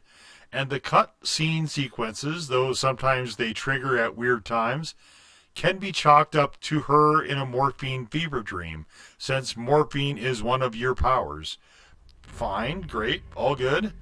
There is a separate set of cutscenes where a couple of French guys are arguing whether or not to turn her over to the roving SS. Again, also fine. This goes on for most of the game, but it finally leads up to the SS at the doors, while she suddenly recovers from her coma, and the game has caught up to the patient, so to speak. From that point, it unfortunately kind of turns to shit. Gone are all your tools, and instead you run around in a slip and barefooted. Naturally, the Nazis all become hyper-aggressive, which means you probably will get to play a number of sections repeatedly. This is a bit how games used to be, but this game wound up getting into territory that I felt was cheating, such as putting a sniper on you with no easy way to deal with it. I spent a lot of the last level at low health, and in the very last section, the game kept spawning in stormtroopers out of nowhere, before it eventually ends on one of the more confusing cutscenes I've seen a game do. I'm truly baffled at what they were attempting with this finish. It's rather frustrating, as they had the chance to have something truly special, but they fumbled at the end. To be fair, is it the responsibility of a video game to document the barbarity of the Third Reich? Is it incumbent upon the developer to make a statement for their game? While I do think that non-AI games are works of art, the answer to both of those questions is, of course, no. Except they already did that. Part of a section is you going through the ghetto, in which people's homes are ripped apart and mutilated in the name of military expediency. You wind up hiding from a sniper in amidst couches, dressers, and other people's furnitures, people whose very lives are dumped out in the street, while they are herded off like so much cattle. I mean, listen, hearing stories about looted artwork is one thing, but it is quite another to be confronted by it over and over again when you are forced to interact around those physical objects at various turns during the missions. It's all so gutting, so deeply internally wrenching and sad, and the developers make the acute distress hit home over and over again. Then there is the idea that you are playing as Violet Summer, analog for real-life SOE agent Violet Zavo, and they wanted to keep things as realistic as possible, though the game's story deviated significantly. The reason I say I find the section after she awakens a near unbearable pity, as rather than leaving you with the impressions of the on-the-ground brutality of that fascist regime, we instead are left with annoyance that the game became something else, as in, rather than relying on stealth, just get a machine gun and go ham. Nazi soldiers were neither as good as shots as they are depicted in this game, nor did they have any documented ability to teleport in willy-nilly in pointless defense of a burning church against a single secret agent, clad only in sleep underwear. Even after you wipe all these out, the game ends with your character evidently collapsing at the ground in front of the door of that building, apparently unable to unlock the doors by pounding on them. Jesus Christ, so, if you're not going to let the player win, and you're going for a very pointedly unhappy ending, why bother with revising the gameplay, particularly in such a poor manner? They may as well have just went all in on the agonizing stuff, instead of trying to take a shitty pass at feeding the power fantasy, as this wound up being the swan song from Replay Studios, fascinatingly a German games developer. It is never clear throughout the game what they were going for exactly, or what they were entirely trying to do, but the tonal shift at the end, which seemed both arbitrary and unnecessary, while maybe not the main factor, probably didn't exactly help things either. Games can be very punishing and frequently unfun experiences and still do well. If they didn't, FromSoft games and the millions of copycats wouldn't be around. But in those, the tone and feel of those games is at least consistent. Anyway, all in all, I found most of it highly engaging and will give it a B-, which is docked down a bit from the B+ I was going to give it. Where did the... From there, we headed back to the PlayStation for Little Orpheus, a game from the Chinese room that I hadn't come across before.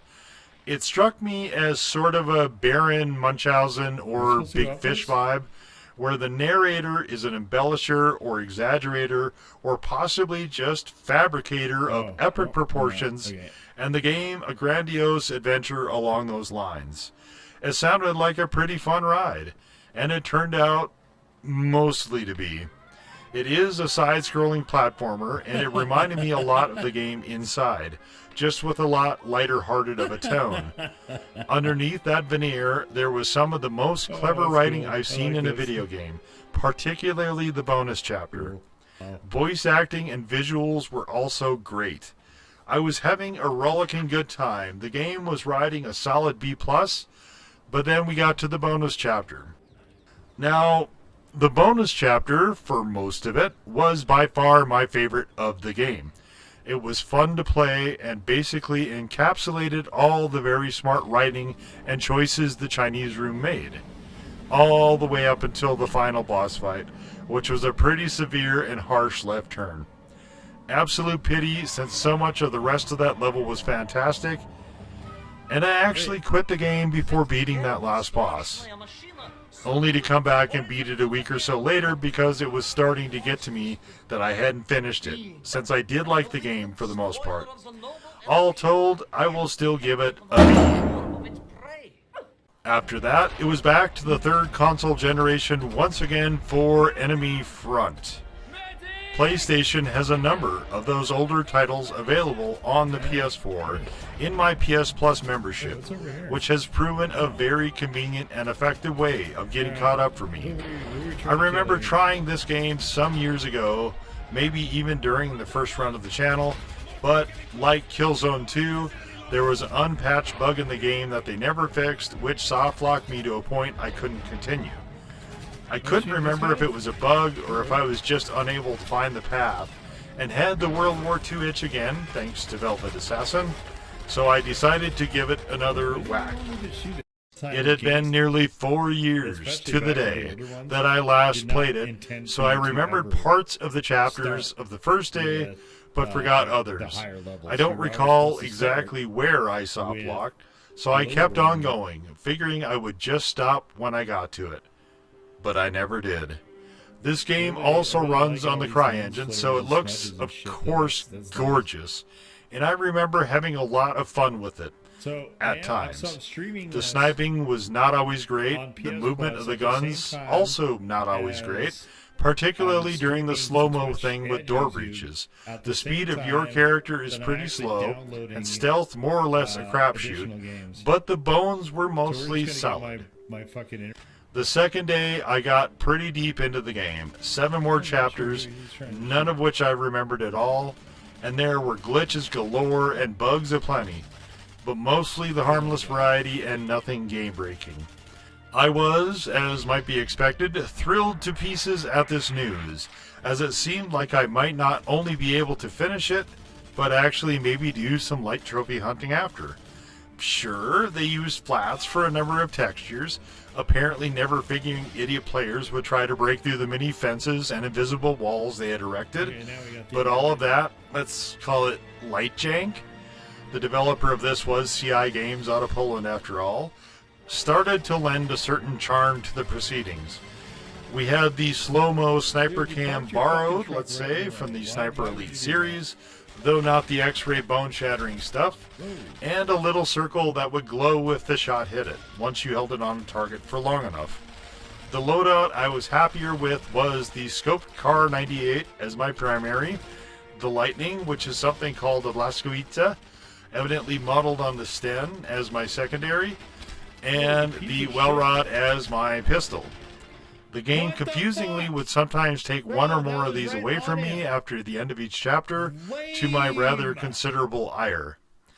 There are other sniper rifles as well, and other pistols. We have the trench gun, which is true to form for most World War II games and kind of ass. So we have what is primarily a shooter with a not great shotgun. But then I think of it and remember I didn't like the one in the Sniper Elite series much either. In Zombie Army? Yes. Hell fuck yes. But in Sniper Elite? Nope. Gimme some sort of machine gun. The reason for this is that in those games, shotguns act like actual shotguns, meaning you generally will not blow enemies into bloody chunks, and unless you shove it directly up the ass of a Nazi before firing it, the enemy can be still left functional. With the machine guns, you have decent crowd control and can actually use it at somewhat of a distance functionally. Obviously, it will not and does not replace the old snipey, but the machine guns are generally of greater utility and all of them were overall quite good. The other usual stuff is all here. We have a Panzerfaust, grenades, Molotovs, satchel charges, but no landmine or trip mines. There's actually quite a decent variety of guns in this thing, truth be told, useful to varying degrees depending on one's preference. I wound up running with the MP40 as my secondary most of the time, since ammo for it was everywhere. The Sten is a silenced model, and I used that for a while, but the developers at least took a pass at accuracy, as those hit a lot less hard than does the loud machine guns, thanks to that silencer. Same with the Welrod, I imagine, though I didn't like any of the pistols and didn't really bother with them much at all. There are, of course, stealth kills as well, though this is not really a stealth game. See, while Velvet Assassin got me back on the World War II games kick, it did seem like the developers here were at least taking a pass at making a statement. It goes something along the lines of the war journalists who are passive observers to outright atrocities, where in this game the journalist, who is there to just cover the story and is viewed by the partisans as having specious motivation for his presence in combat, is handed weapons and told to go to work if he wants to hang in there. And of course, go and fuck shit up he does, since he is the player character and all. I like this angle quite a lot, for immersion into the story. The writer actually becomes a part of the story, and when people ask him how he's that good at sniping or whatever else, he consistently tells them it's a long story about his time in Spain. His involvement and caring for the partisans and citizens, rather than just the story angle, makes him grow and mature as a person. And in case you somehow missed that point, he ages during the course of the game and ends it with gray at his temples. I mentioned that Velvet Assassin immerses you in the horrors of war on a very real and visceral level, literally wandering through and sometimes taking cover behind people's belongings cast onto the street. And this game not only doesn't shy from that either, it increases the frequency you will be doing this as the game progresses. It doesn't broadcast that particular awfulness, but you do wind up seeing Nazi execution squads repeatedly gunning down people in the streets. By the end of what was, glitches and all, a pretty fantastic game, I was thrilled that I could finish this after revisiting it after a 4-year layoff. It further was one of the few games I felt any degree of interest towards potentially doing a little light trophy hunting at the end. I did wind up doing just that, but it was only a mere handful on 1 or 2 levels, as I had spent nearly as much time as I wanted to in this game world. While this falls well short of being great, it hits many of the marks of a good World War II game, and indeed, this is a very, very good World War II game. Definitely not up to the level of the Sniper Elite series, but few games are.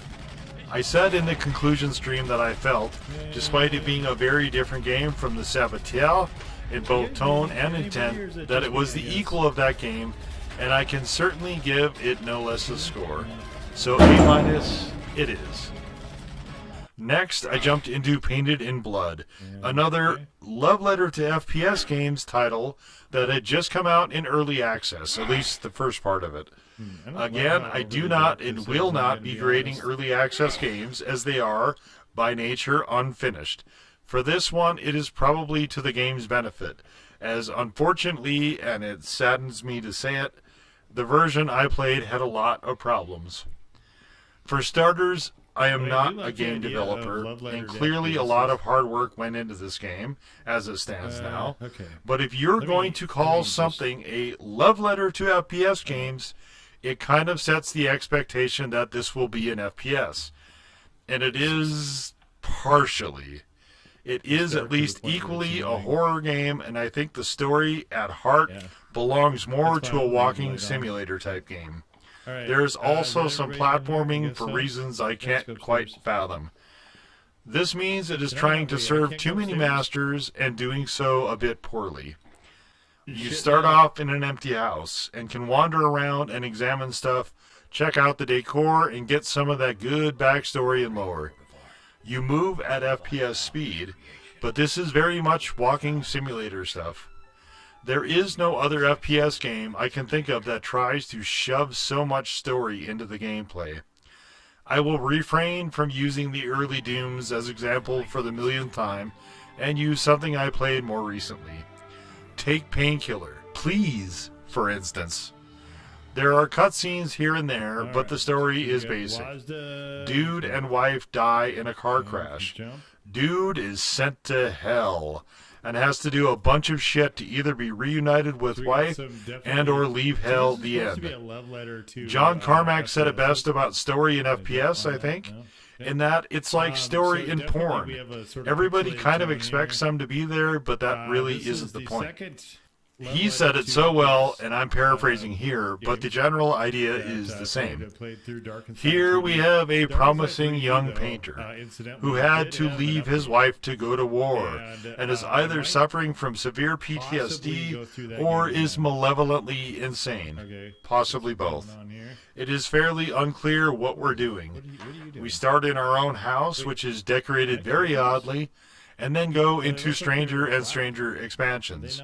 Because it is ostensibly set in a house, there are some fairly cramped quarters, which is definitely more horror, but because this also wants to be an FPS, we have FPS-type enemies, at least some of them, along with horror enemies, and it gets messy quickly. Let's look at the weapons I was able to use.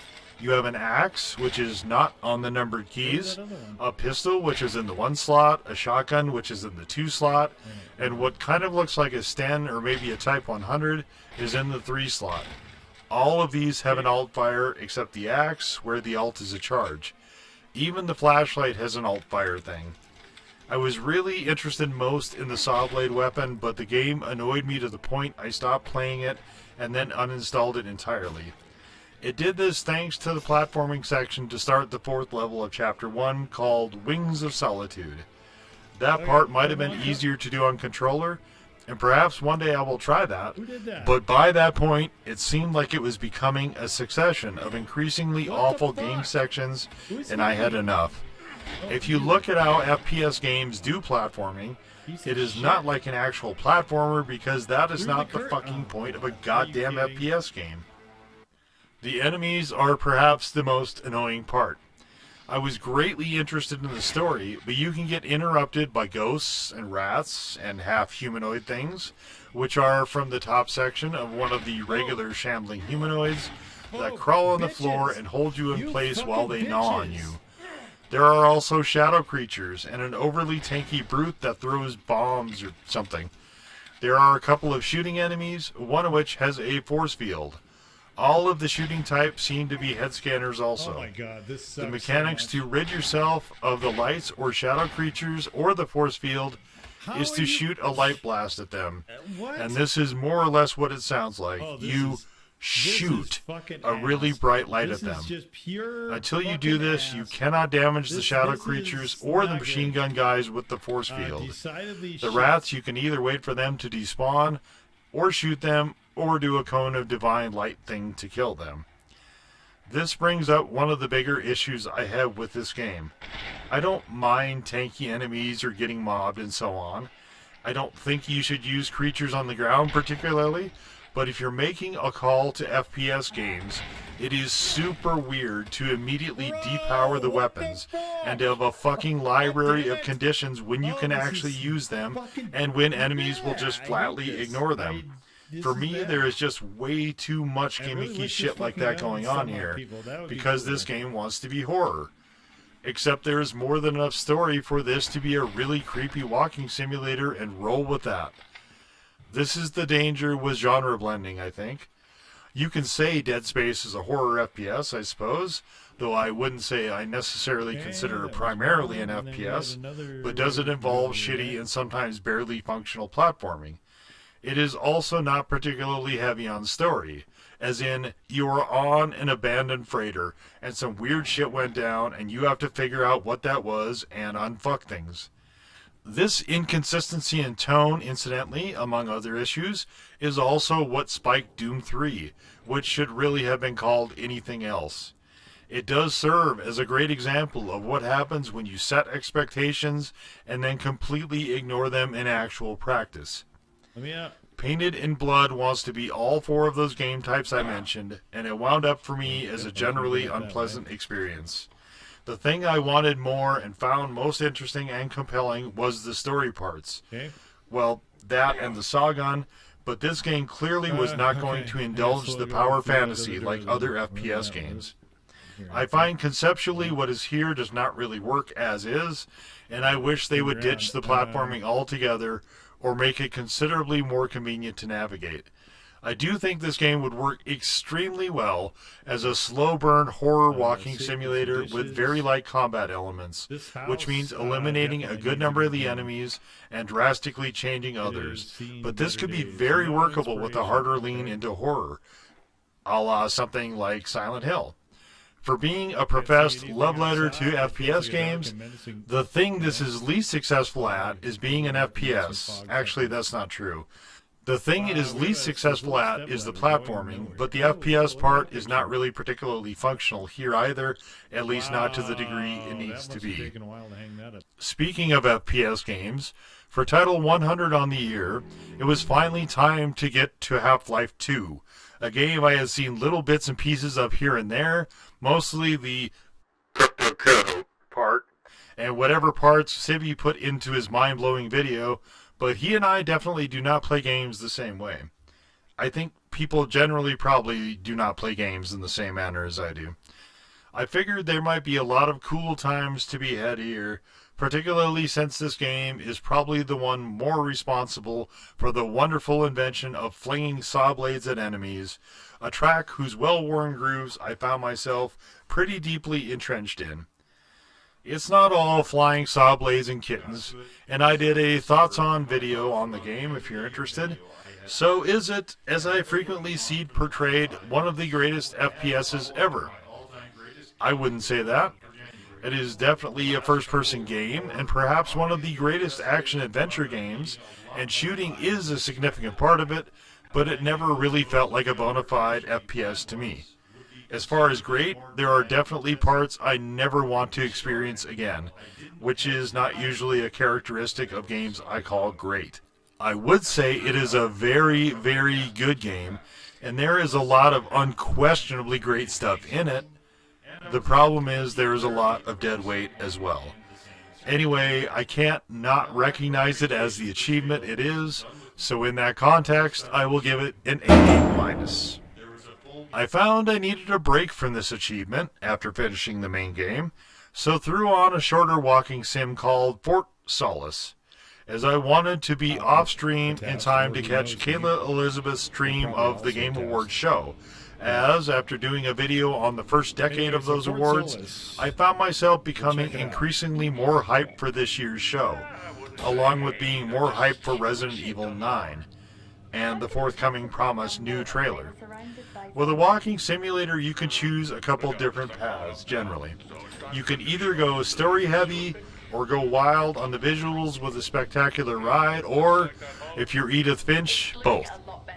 This one does not really choose either of those, but instead sets a plodding pace, wherein your maintenance staff, first male, then female, and by this I mean you play as separate characters, not that you have a gender transition mid-game or anything, who leave the rig they were fixing and responsible for to wander a small distance over to Fort Solace, who sent out a distress beacon. Things are weird over there, as in they are working secretly on a supposedly decommissioned program in a site that has archaic electricity and gear, but a building infrastructure that would surely rival anything from Resident Evil. We have some unreliable narrator stuff, some space madness, some reactivity with the planetary elements and human physiology, and a whole lot of stuff that seems really dubious. What it does not have, really, is suspension of disbelief. And because there is so much side junk, I lost track of the narrative as well as what I was supposed to be doing part of the time, which is mostly uncovering the mystery of what happened at the site to cause the distress beacon. A wild animal is teased briefly, but the major issue is that exposure to plants grown in the soil of Mars is causing hand tremors before a hyper-aggressiveness sets in. To demonstrate this, they have to turn Troy Baker into a more or less rampaging superhuman. They also, like some other walking sims, want to up the genre ante a bit, so they throw in some absolutely pure shit combat sections, which look more like cutscenes, and then throw in some flash, as in overly brief, QTE sections for you to participate in the nonsense. Yes, this definitely sucks as much as it sounds, and those sections are fucking trash. Oh, come on, There are you also fucking no garbage accessibility maniacs. options to rid yourself of this garbage. The game also suffers from being unoptimized, of course. Unlike Indika, which was similarly unoptimized, it doesn't have a compelling story per se, but maybe more like the also unoptimized Martha is Dead, where things just don't make any fucking sense. Whatever. I didn't find myself invested in either the characters or the story, though the QTE combat bullshit is cheating. This could have been a pretty cool game, potential was certainly there, but boy oh boy did they fuck that up in execution. I gave Martha is Dead a C-, but I think this one was executed slightly better, so let's just say another C for charity. Or convoluted. You pick. After that, since it was Friday and I was trying for much of the time I was streaming in 2025 to make Friday night racing a thing, I wanted a racing game. This Friday I also wanted to support 3 fields and their difficulties with THQ Nordic. To do this, I played a car game called Danger Zone 2. I had already gone through both the first Danger Zone and another wackier game from them called Dangerous Golf, which I kind of think everyone should play.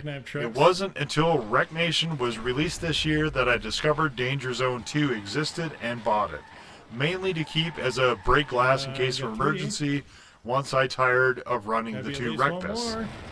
The idea behind the 2 zone games is basically to do driving stunts to create accidents and cause massive damage, kind of like the insurance fraud missions of Saints Row 2, only with cars and the environment. The first Danger Zone was more enclosed, while Danger Zone 2 was more open and also had some racing segments. It edged a bit closer to both Burnout and Dangerous Driving, rather than being the full tilt rampant destruction of the first one. While the first one is more my preference, I did enjoy the second considerably as well. I'd say it's a pretty solid B- for me, as I didn't love any of the boost vehicles and thought the first game covered the concept better. I did a video on the Video Game Awards, which you can check out, but during the show, the actress who played Lady Dimitrescu announced a Capcom sale, which finally got Resident Evil 4 Remake Gold to the price point I was waiting for. Below slightly, actually.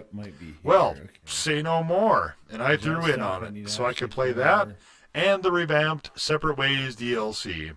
Obviously, this was a game I was waiting on for some time, so once I finally wrapped Half-Life 2 and did the thoughts on video for that, it was well timed to see how they managed to completely fuck up, to see how fared RE4 with the remake treatment that both 2 and 3 had already gotten.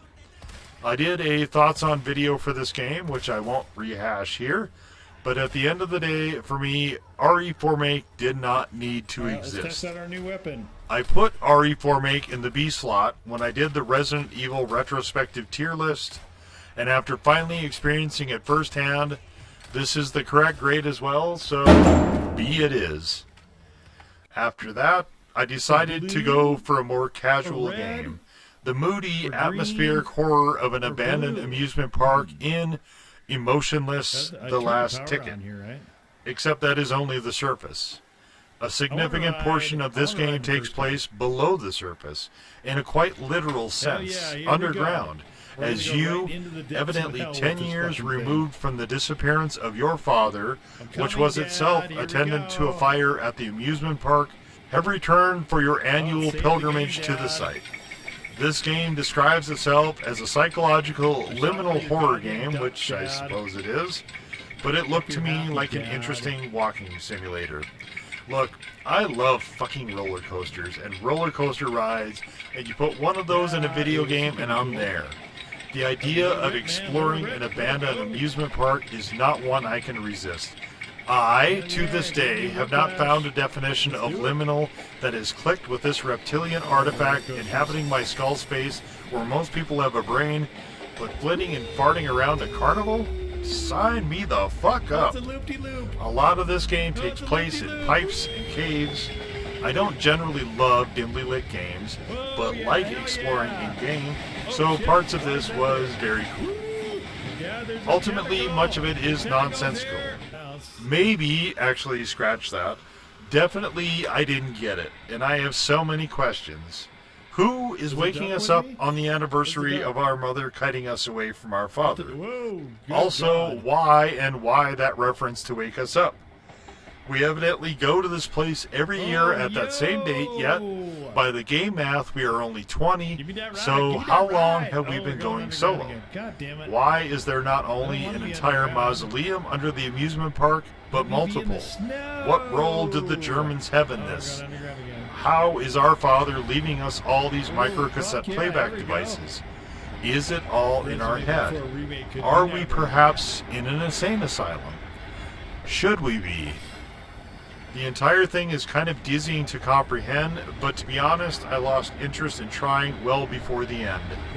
I did like a lot of this, but found many parts of it to be opaque and baffling. I am willing to concede that it is perhaps just not my kind of game, though I did very much love going on the rides. Let's give this a B-. I figured I had one last new title to sneak in before the end of the year, on Christmas Day, no less, with any other potential streams after that being games already covered in this video. And I found a game called Forgotten Bunker 1939, which struck me as maybe being like Paradise Lost, a game which I mostly enjoyed, and not like Bunker's 1944 FPS, a game which I did not. Only one way to find out, I suppose, and so we headed on in.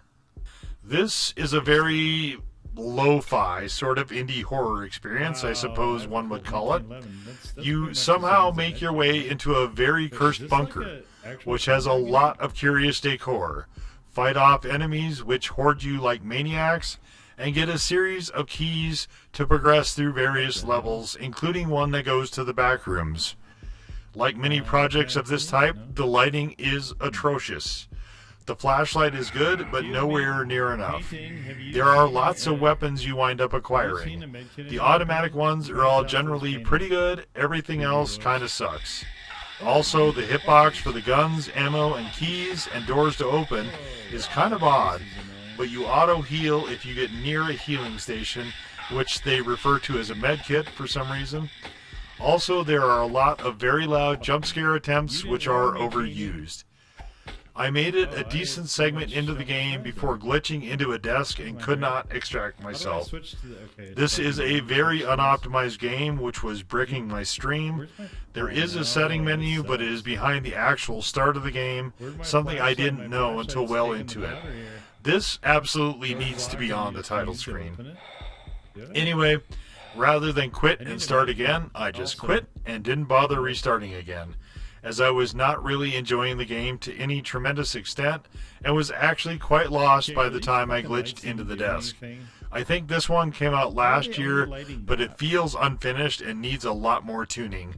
Let's say C- for charity, with the hope that this gets patched into a better condition. And so there we have it, a full year of gaming on the PS4 and on Steam, across multiple genres, and moving me finally closer to catching up on the 7th gen games that I missed, at least to the extent possible.